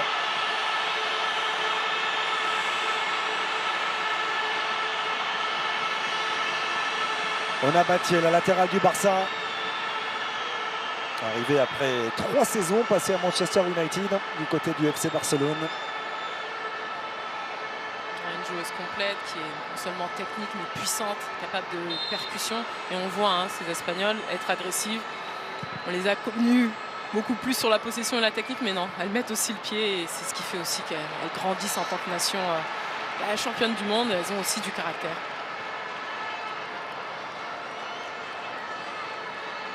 On va patienter encore. On va voir ces 2 premiers changements d'Hervé Renard. Oui, Kenza Dali et Delphine Cascarino qui sont prêtes effectivement, mais il faudra attendre que le ballon sorte. Mariona Caldente accrochée, réclamé un coup franc, il n'en sera rien. Et la récupération très haute de la Roja, non. parce qu'il y a le bon tacle glissé de Maël Lacra. Heureusement, la Montpellieraine veillait au grain. La bonne sortie de Grace Gayoro avec Sakina Karchaoui à l'entrée de la surface, le passement de jambe, le premier. On essaie de revenir finalement pour trouver Selma Bacha. Un bon retour. Quel retour! L'investissement d'Athénéa Del Castillo dans ce travail défensif. C'est là qu'on voit cette force espagnole. Les ailières font les efforts, elles reviennent à 100%, mettent des tacles. Elles mettent cette pression et c'est là où elles ont progressé. C'est vraiment une équipe, voilà, un collectif fort, solide, qui sait garder le ballon, qui sait aussi mettre le pied. Donc à nous de rester concentrés, aussi de récupérer ces ballons et puis aussi de savoir les garder. Ce fameux pressing et contre-pressing, surtout dès la perte du ballon, dont on parle de plus en plus. Capable de réaliser à merveille certaines écuries européennes. On pense au Bayern Leverkusen de Xabi Alonso, notamment. Et vous voyez donc le premier changement, c'est Amandine Henry, la milieu de terrain du LOSC qui sort. Et c'est donc Marie-Antoinette Katoto, la buteuse du Paris Saint-Germain. Voilà pour les 2 premiers changements côté équipe de France. Ouais, poste pour poste avec la sortie d'Amandine Henry qui honorait sa 100e sélection avec les Bleus ce soir. Donc remplacée par Kenza Dali et Delphine Cascarino, qu'on est très heureux de voir entrer pour honorer, vous le disiez, sa 58e sélection ce soir face à l'Espagne. Elle était rentrée à la 77e contre l'Allemagne. Elle aura un petit peu plus de temps de jeu aujourd'hui, un petit peu plus d'une demi-heure pour s'exprimer. Et oui, elle a inscrit 14 buts. On a besoin de buts ce soir, donc espérons un réveil des Bleus. Elle qui est capable de déclencher tant de choses. Voici déjà sur sa première prise de balle Delphine Cascarino avec Kenza Dali. Le petit ballon par-dessus de Kenza Dali, la tête d'Olga Carmona. Hermoso. La tranquillité, le calme, l'expérience de Jennifer Hermoso dans ces séquences-là, même sous le pressing français, même si là, la remise en jeu va être récupérée par les Bleus.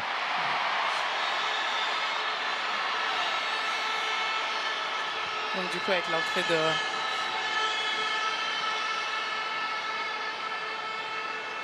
de Kenza Dali, ce qui va être important, c'est d'utiliser en fait sa technique. C'est une joueuse qui sait garder le ballon, poser ce ballon. Après, effectivement, moins dans l'impact par rapport à Amandine Henry. Mais effectivement, parce que là, voilà, Hervé Renard va chercher cette touche de technique pour mettre ses petits ballons par-dessus la défense, trouver ses ballons entre les lignes, au sol. Voilà. Selma Bacha qui va venir travailler encore plus dans le cœur du jeu depuis la sortie d'Amandine Henry et de Marie-Antoinette Katoto. Avec Eugénie Le Sommer qui bien sûr a repris l'axe, a repris ce véritable poste de numéro 9. Et Selma Bacha qui va tourner un petit peu autour, mais qui va venir surtout prêter main forte à Kenza Dali et Grace Gayoro à la récupération du ballon. Oui, mettre beaucoup plus d'impact, beaucoup plus de technique aussi dans ce milieu, plus de maîtrise en tout cas souhaitée. Carmona avec Caldente.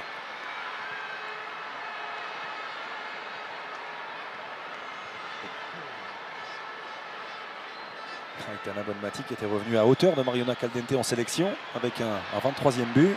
Mariona Caldente a repris son petit but d'avance, inscrivant sa 24e réalisation avec la Roja.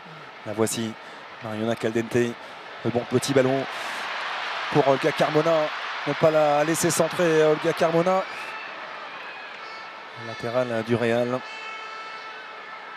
Une bonne sortie de Kenza Dali qui est venu fixer pour écarter vers Kadidiani. Dali va amener une touche technique également en plus. Kenza Dali.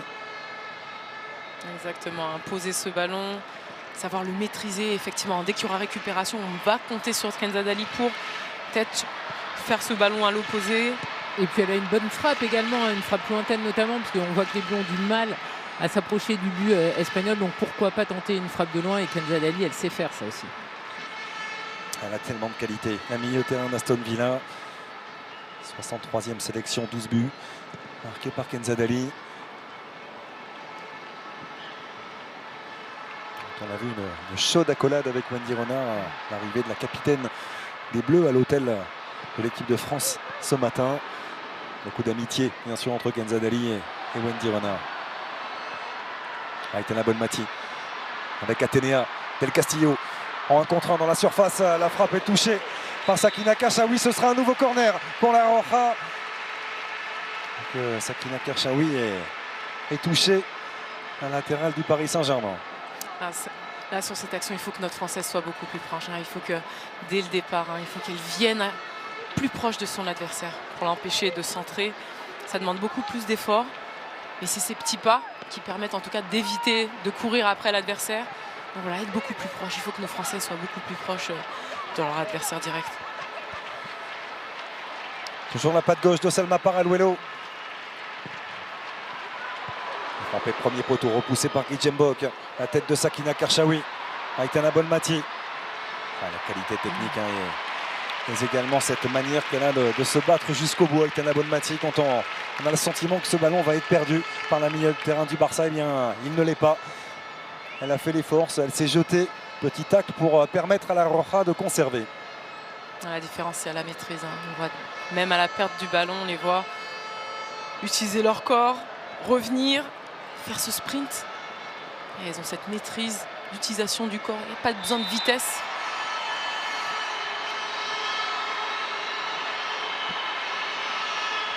Et avant ce titre remporté par l'Espagne cet été, ce premier titre de championne du monde.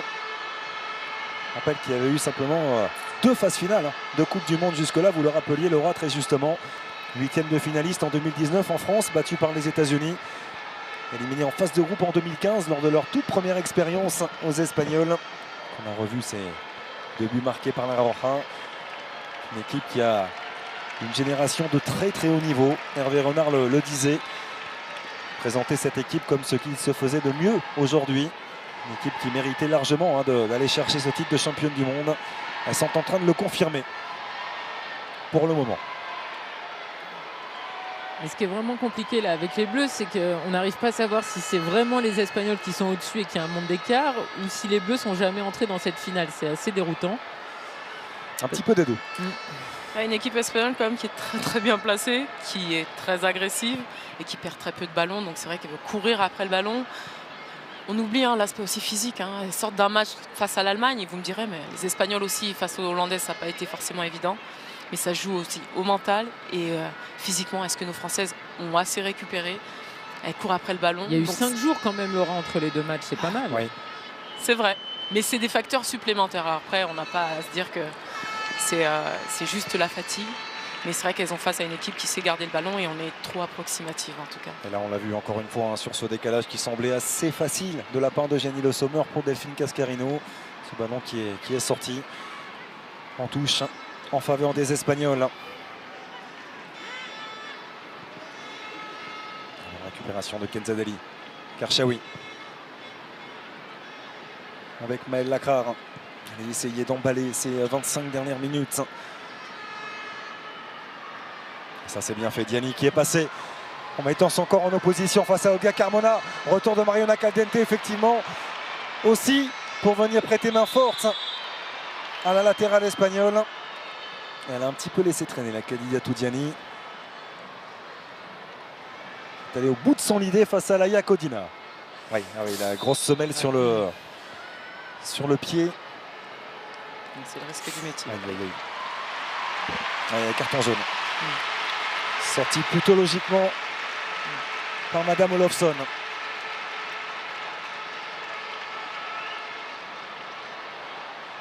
C'est bien essuyer les crampons, comme on a coutume de dire.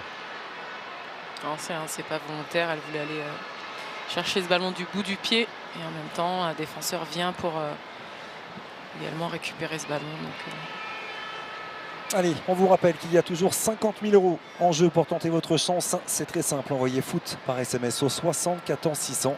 50 000 € à gagner. Foot par SMS au 74 600. Dépêchez-vous.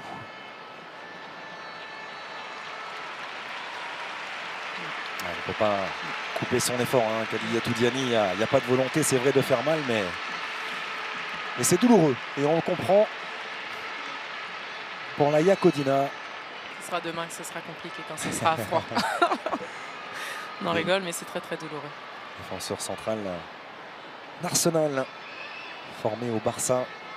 Laia Codina. Et ça va bouger également. Karine du côté de la Roja. Effectivement, il va y avoir l'entrée en jeu de la numéro 12, la joueuse du Real Madrid, Oyan. Une Hernandez qui a signé d'ailleurs l'été dernier au Real, formé à l'Athletic Bilbao. Entrée pour les 25 dernières minutes de ce match. Mariona Caldente qui est partie de nouveau dans ses œuvres. Elle aura fait très mal, très mal à l'équipe de France elle aussi. Batlier vers Paraluelo. Ça file directement dans les gants de Pauline Perromagna. Et une petite information également qui nous fait très plaisir parce que vous le savez, Alexia Putellas fait partie du groupe. Elle n'était pas sur la feuille de match lors de la demi-finale. Là, elle est sur la feuille de match. Donc peut-être qu'on verra la double Ballon d'Or 2021-2022 dans cette finale. Oui, c'est une possibilité. C'est vrai, vous faites bien de le préciser, Karine, alors qu'on a vu le déboulé de Delphine Cascarino, le centre repoussé par la défense espagnole. Alexia Putellas, blessée et absente depuis le mois de novembre. 3 mois, rechute au niveau du genou gauche, de son même genou, quand elle avait été opérée du ligament croisé en juillet 2022. Elle a été blessée pendant 9 mois, on le rappelle, Alexia Putellas. On est heureux de l'avoir de retour dans le groupe espagnol, même si ce sera un danger en plus, bien évidemment, pour la défense française. Et ça sera la sortie de la numéro 19, Olga. Olga Carmona, passeuse décisive sur le premier but de la Roja, ovationnée par le Stadio de la Cartuja.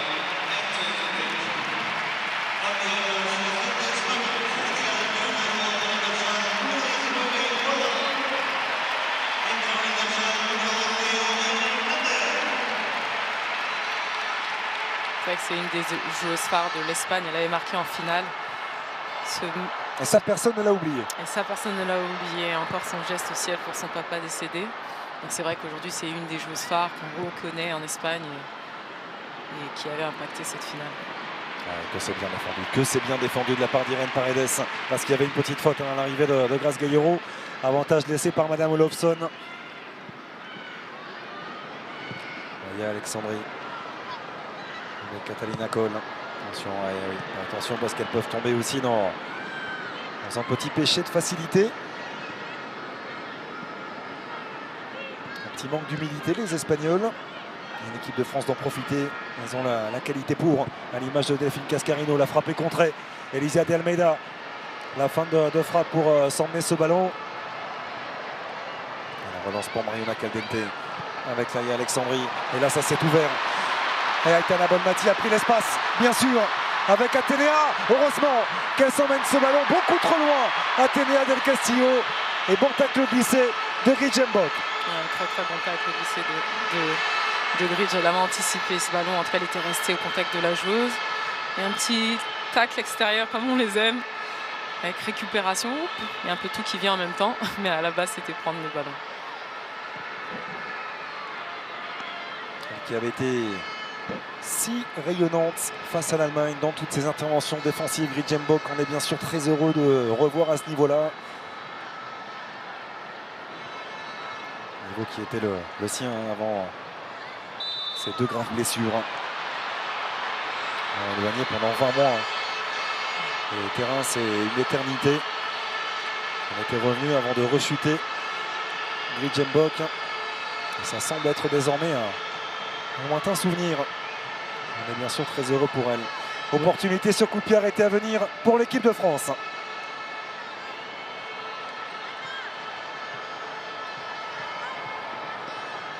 On voit Gilles se rapprocher de... À chaque fois qu'il y a des coups de pied arrêtés, effectivement, il vient, lui qui est préposé à cet exercice-là. Et on sait que les Bleus sont fortes normalement sur coup de pied arrêté. Alors Wendy n'est pas là, mais on a d'autres armes sur coup de pied arrêté. Gridj aussi marque sur coup de pied arrêté. Maëlle Lacra également. On a des bonnes joueuses de tête. Des performantes de la tête aussi. Alors est-ce qu'il va être frappé directement ce coup franc par Kenza Dali? Elle est capable également. Non, ce sera un petit ballon au 2e poteau et ce sera trop profond. Oh non! Elle avait tenté ce 2e poteau pour Gridj qui sûrement devrait remettre dans l'axe, mais un peu trop long. Trop d'imprécisions qui ne permettent pas pour l'instant à l'équipe de France d'espérer mieux dans cette finale.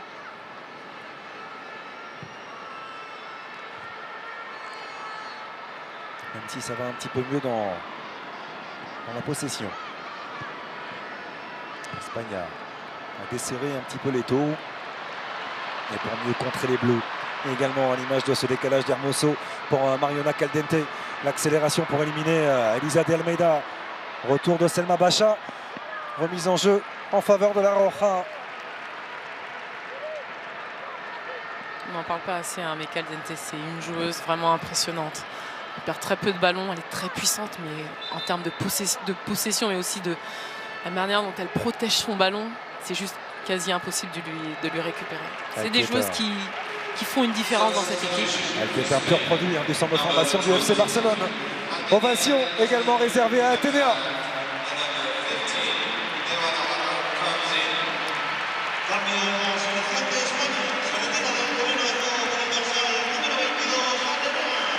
Et c'est la joueuse Eva Navarro qui joue à Levante qui entre en jeu.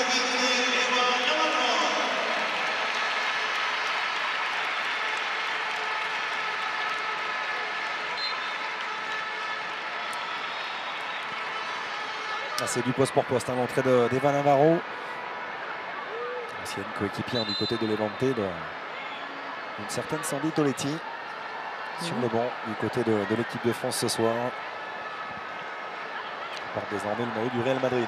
Et oui, c'est vrai qu'on a quand même quelques joueuses qui ont évolué en Espagne. Et on pense à... Attention, la récupération est la première possibilité pour Eva Navarro qui prend sa chance, a été touché. Ce sera un nouveau corner pour l'Espagne.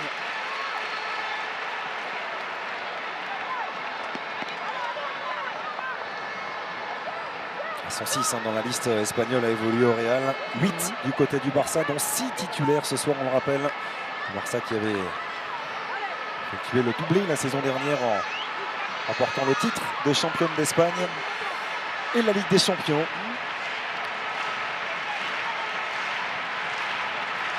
Salma Paraluelo pour travailler ce ballon au premier poteau. Le coup de tête d'Irene Paredes.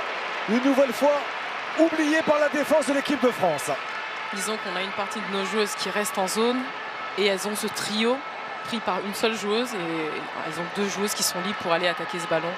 C'est un parti pris, sûrement, de laisser nos joueuses en zone pour couper ces ballons, mais à un moment, parfois, il faut aussi, pourquoi pas, normalement, garder la joueuse, parce qu'on sait qu'Irene, en tout cas, est une des joueuses à prendre sur les corners. Qu'en pense l'expérimenté défenseur central que vous étiez, Laura Georges, de cette fameuse défense en zone sur les coups de pied arrêtés quand on connaît la qualité de certaines joueuses en face? Est-ce qu'il ne serait pas mieux, par séquence, de revenir à un bon vieux marquage individuel? Disons qu'on prend une joueuse libre, une des meilleures de la tête à être libre, et après il faut, comme on dit, un marquage individuel et serrer la culotte.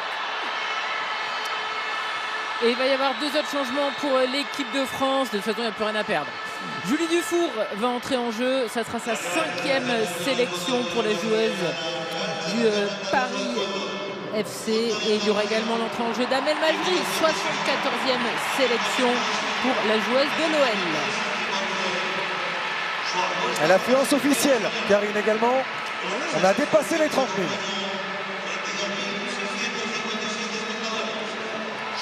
32 657 personnes présentes ce soir ici dans cet Estadio La Cartuja. Et ça, c'est une véritable réussite.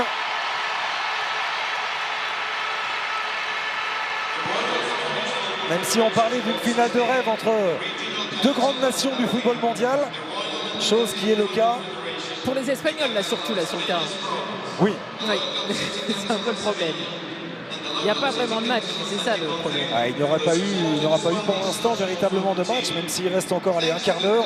On va espérer voir l'équipe de France réagir avec ces nombreux ajustements que vous venez d'évoquer, mais encore et toujours du déchet technique, que ce soit dans le jeu court ou dans le jeu long. Les Bleus n'y sont pas, malheureusement, ce soir.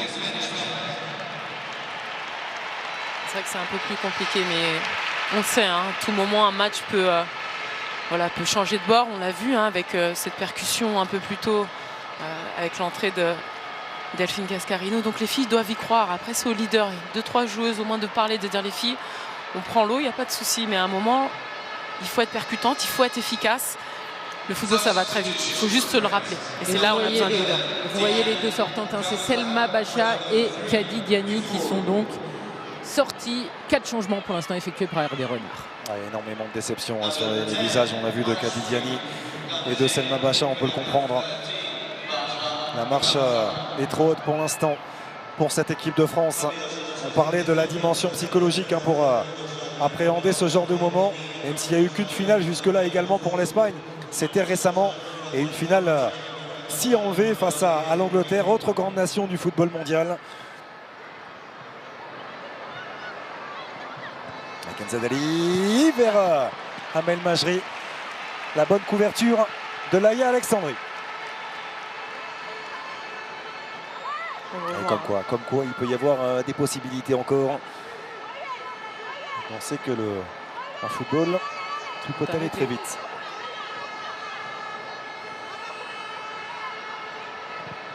Kenzadali pour tirer ce corner, à l'arrivée lancée. Eugénie Le Sommer, l'enchaînement en demi-volée tenté par Grijenbach avec Elisa de Almeida. Quelle opportunité pour Elisa de Almeida au second poteau, certes sur son mauvais pied, mais elle pouvait relancer les Bleus. Cette volée est complètement manquée. On va un Grige à 2 reprises remettre ce ballon. Il passe devant une, 2, 3 françaises. C'était pas assez couché pour que ce soit mieux maîtrisé, mais on voit un beau geste, une sorte de retourner. Ça passe devant Eugénie. Voilà, on voit le geste hein, qui monte. Elle couche pas ce ballon, elle subit. Et effectivement, il monte dans les airs. On a vu la petite intérieur du pied. Elisa de Almeida. Paredes. En dégagement de Catalina Coll. C'était la 190e sélection également ce soir d'Eugénie Le Sommer. Porté pour la 12e fois de sa carrière ce brassard de capitaine sur son bras avec toujours autant de fierté, de bonheur. Elle qui avait marqué lors de ses 3 derniers matchs face à l'Espagne.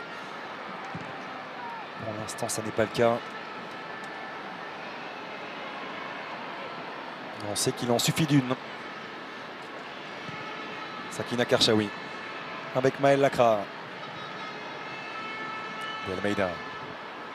Dali. Opération Mariona Caldente. Et Dali qui peut repartir. Elle progresse face à Mariona Caldente. Face au jeu. Kenzadali, elle ne l'attendait plus. Elle ne l'attendait plus ce ballon, Elisa de Almeida. On le voit, il manque ce lien, cette communication. On a une joueuse qui a envie de percuter. On a aussi Elisa. C'est pas forcément évident. Elle prend ce côté, mais c'est à contre-temps. Ça fait là la différence hein, avec les Espagnols qui sont bien rodés.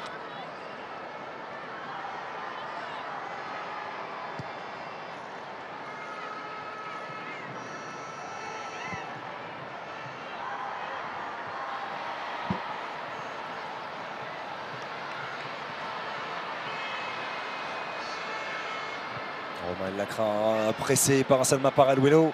Ils s'en sont bien sortis les Bleus avec Grace Gayoro. Grijenbach. Et là il y a de l'espace pour Julie Dufour. 5e sélection, Karine le rappelait pour Julie Dufour, l'attaquante du Paris FC. Marqué 6 buts cette saison, notamment en championnat.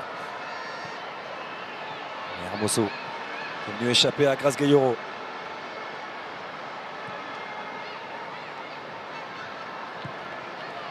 L'expérience de Mariona Caldente. Le jeu de corps et ensuite l'orientation à l'opposé. Aitana Bonmati.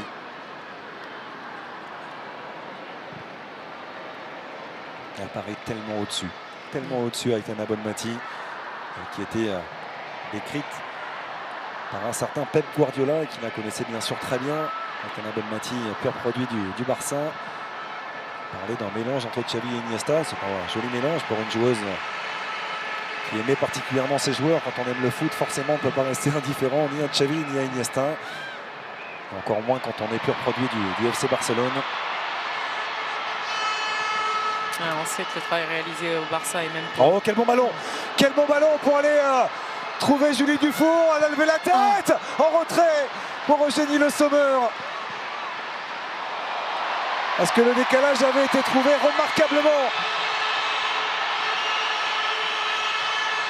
Amel Majri, elle aussi a cette touche technique en plus. Le centre de Majri au deuxième poteau. Ils sont en train de flotter un petit peu les Espagnols. Là, il faut qu'elles en profitent, il faut qu'elles en profitent, nos Françaises, d'être beaucoup plus proches. Les Bleus récupèrent de nouveau avec Dufour. Gueyoro. Amel Majri va aller provoquer le 1 contre 1 face à Mariona Caldente. Dernier mot pour la numéro 8 de la Roja. Et on a revu encore ce superbe ballon d'Amel Majri. Et oui, elle glisse ce ballon entre l'arrière centrale et la latérale. Et puis ce ballon en retrait. Et c'est vrai que là, il manque de coordination entre Génie et Julie Dufour. Mais c'était bien joué, ce ballon en retrait. C'est ce qu'il fallait pour casser la défense espagnole. Et que c'est bien défendu là aussi de la part de Donna Battier, qui a changé de côté depuis la sortie d'Olga Carmona. Il est venu se positionner dans le couloir gauche. Elle a parfaitement géré son 1 contre 1 face à Delphine Cascarino. On voit ce grand pont. Voilà, ça a l'air facile. Que ce soit sa protection de balle, mais également comment elle sent le ballon, savoir le laisser passer. On a des joueuses vraiment de qualité du côté de ces joueuses offensives espagnoles. Allez, dernier appel au jeu pour s'inscrire au super tirage au sort des 50 000 € pour participer. On vous le rappelle, c'est très simple. Il suffit d'envoyer foot par SMS au 74 600. On rappelle une dernière fois le principe, tenter de remporter 50 000 € en envoyant foot par SMS au 74 600. Bonne chance à tous. Caldente avec la projection de Laïa Alexandri. Le centre est bon. La sortie également de Pauline Perromagnin, impeccable, qui est venue jaillir dans les pieds des joueuses espagnoles. C'était très très bien anticipé. On voit les deux Espagnols se projeter. Elles sont face à notre gardienne. Elles ont de l'avance. Mais elle a bien anticipé ce ballon. Il y avait Eva Navarro qui était venue également se situer autour de Salma Paraluelo. Elles viennent en nombre, récupérer ces ballons des Espagnols. C'est vraiment un effort collectif. Et il va y avoir un nouveau changement du côté de l'Espagne avec l'entrée en jeu de la joueuse du FC Barcelone. Encore une, c'est Vicky Lopez.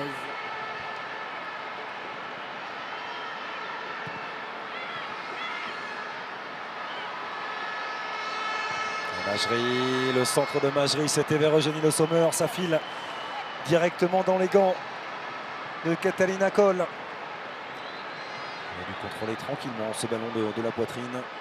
La gardienne du FC Barcelone, 10e sélection simplement pour elle. On a aperçu Vicky Lopez.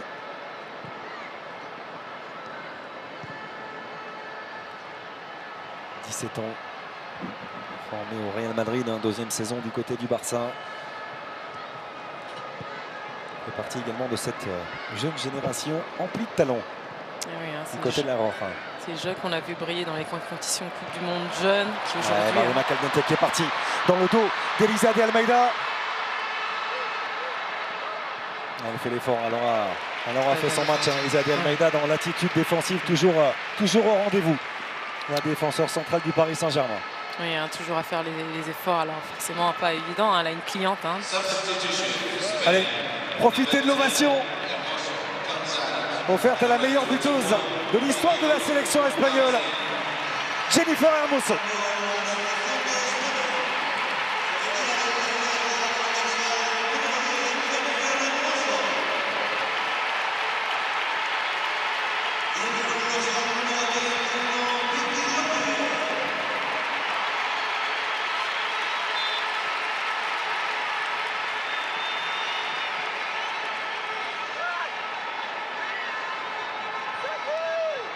Il y aura une très très belle ambiance ce soir ici dans cet Estadio La Cartuja de Séville, malgré l'immense déception qui nous anime bien sûr pour l'instant. L'Espagne est tout dessus. Eva Navarro, centre vers Salma Paraluelo, Vicky Lopez qui peut remettre vers Paraluelo et Pauline Perromagnin qui capte ce ballon. Oui, Pauline bien présente. C'est qu'elle rassure aussi, elle anticipe ses ballons, ça fait du bien. C'est toujours aussi important d'avoir sa gardienne qui intervient à des moments clés. Là, on ne sait jamais, il faut toujours quand même rester dans ce match, même si la France est encore à rattraper 2 buts, mais il est important que la gardienne reste encore concentrée pour voilà, donner encore cet espoir à son équipe. Il y a toujours de l'espoir, malgré tout, avec Julie Dufour. Allez défier Oriana Hernandez.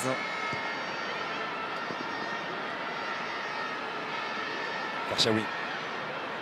Ça y va Navarro, elle travaille avec son pied gauche, Sakina Karchaoui.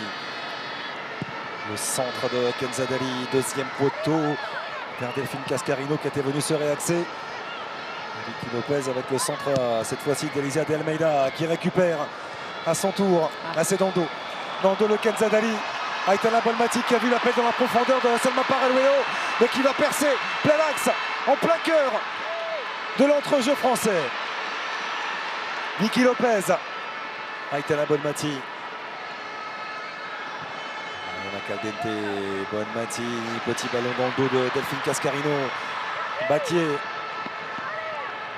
Elle fait toujours le bon choix avec une grande justesse technique. Aitana Bonmati.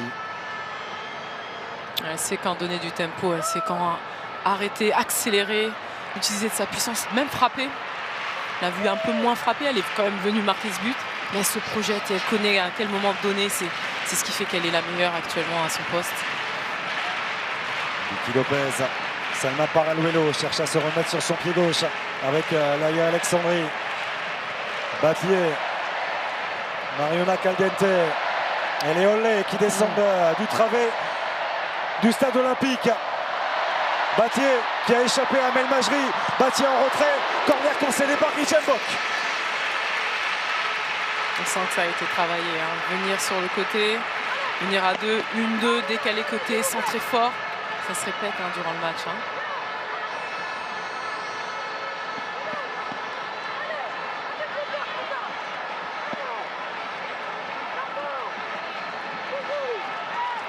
Il y a 6 mois, l'Espagne est allée chercher sa première couronne. Ce premier titre de championne du monde en Australie face à l'Angleterre. Ils sont en train de confirmer tout ça face à l'équipe de France et d'aller chercher un deuxième titre pour l'instant. Grace Gayoro qui est bien seul, la milieu de terrain du Paris Saint-Germain face aux retours espagnols conjugués de Battier et d'Eva Navarro. Malgré la fin du match, on voit encore tous ces efforts des joueurs espagnols qui viennent dézonner pour aider leur défense. Et qui récupère le ballon alors qu'effectivement Grace a fait une grande course mais il n'y avait aucune opportunité et au final elle perd le ballon fort logiquement. C'est dur. Ouais, ça aurait été dur durant l'intégralité de cette rencontre. Même si l'Espagne aura un petit peu plus géré en deuxième période.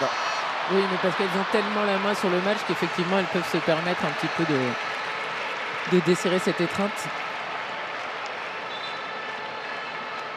Le premier ballon perdu par Aitana Bonmati, il aura fallu attendre la 90e minute. Même les meilleurs peuvent faire le ballon. Alexandri qui aura fait un travail énorme également devant la défense positionnée dans ce rôle de sentinelle. On a Caldente et Paredes. C'était un match spécial pour Irène Paredes, l'ancienne parisienne.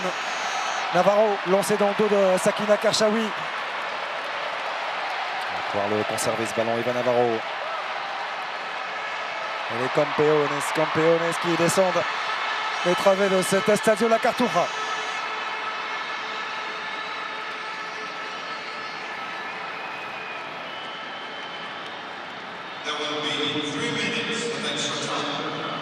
Et il y aura 3 minutes de temps additionnel.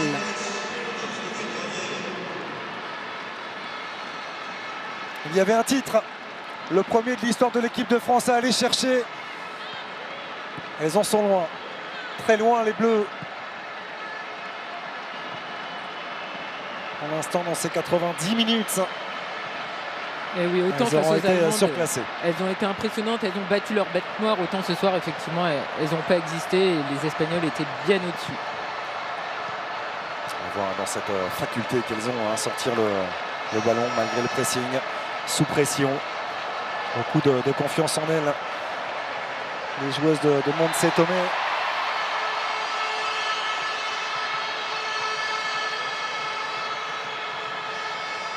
On a vu plusieurs images de Wendy Renard, la déception bien sûr de Wendy Renard, absente, blessée. ne pouvait pas figurer dans le groupe France à l'occasion de ce rassemblement.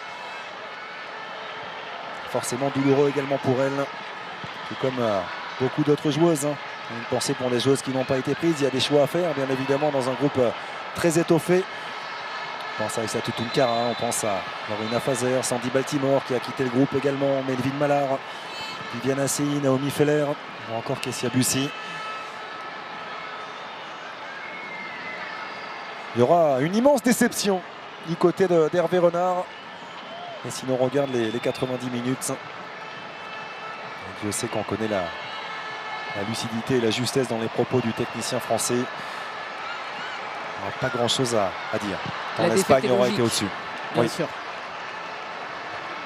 On a vu une équipe espagnole très solidaire, que ce soit dans cette position du ballon, un travail collectif fort, mais également un contre-pressing. Dès la perte du ballon, une équipe qui avait envie de récupérer ce ballon.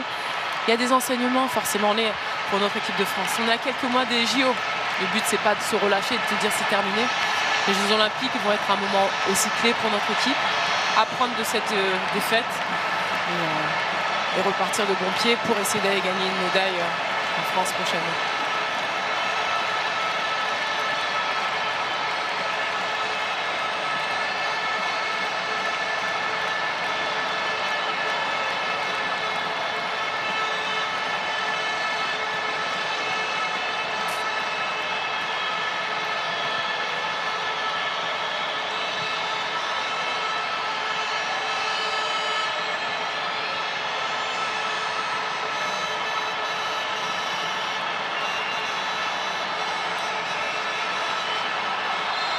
C'est terminé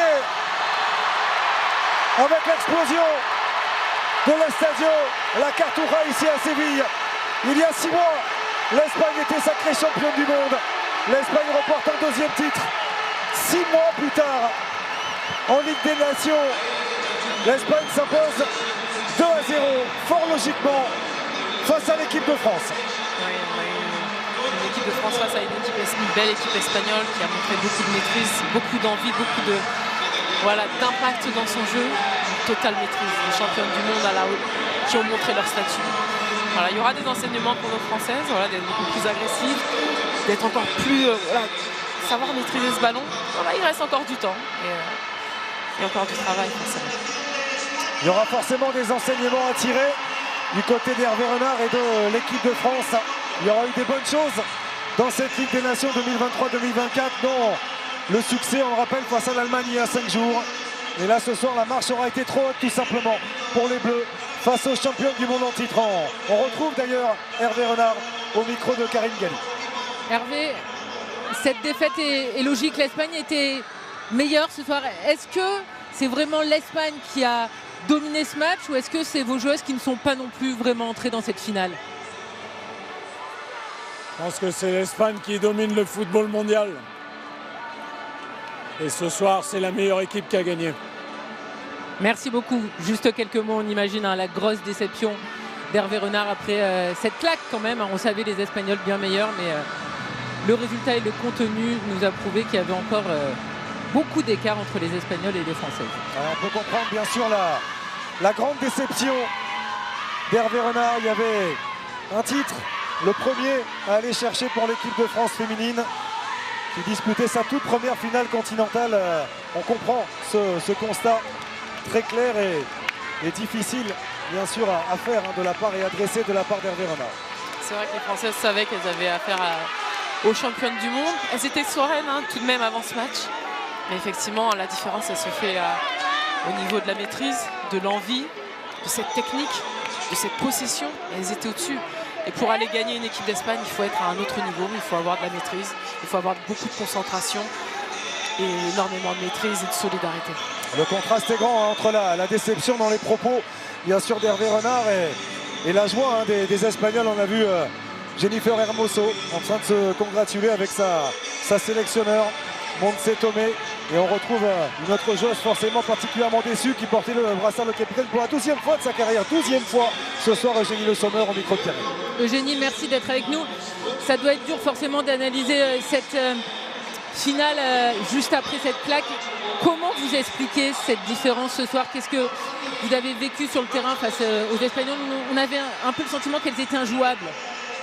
C'est vrai qu'elles ont fait un bon match, elles ont été meilleures que nous ce soir, il faut l'admettre aussi. Après, je pense que sur la première mi-temps, on doit mieux faire, on doit moins les laisser jouer, être plus proches les unes des autres, mettre plus d'intensité. Et quand on a récupéré le ballon, on n'était pas assez propre techniquement pour essayer de remonter le bloc et pouvoir se créer des occasions. Donc ça a été mieux en deuxième mi-temps, on a un peu plus poussé, un peu plus pressé, mais c'est pas suffisant ce soir, donc c'est dur. Mais voilà, c'est comme ça. Il y a beaucoup de déception, de frustration avec cette défaite.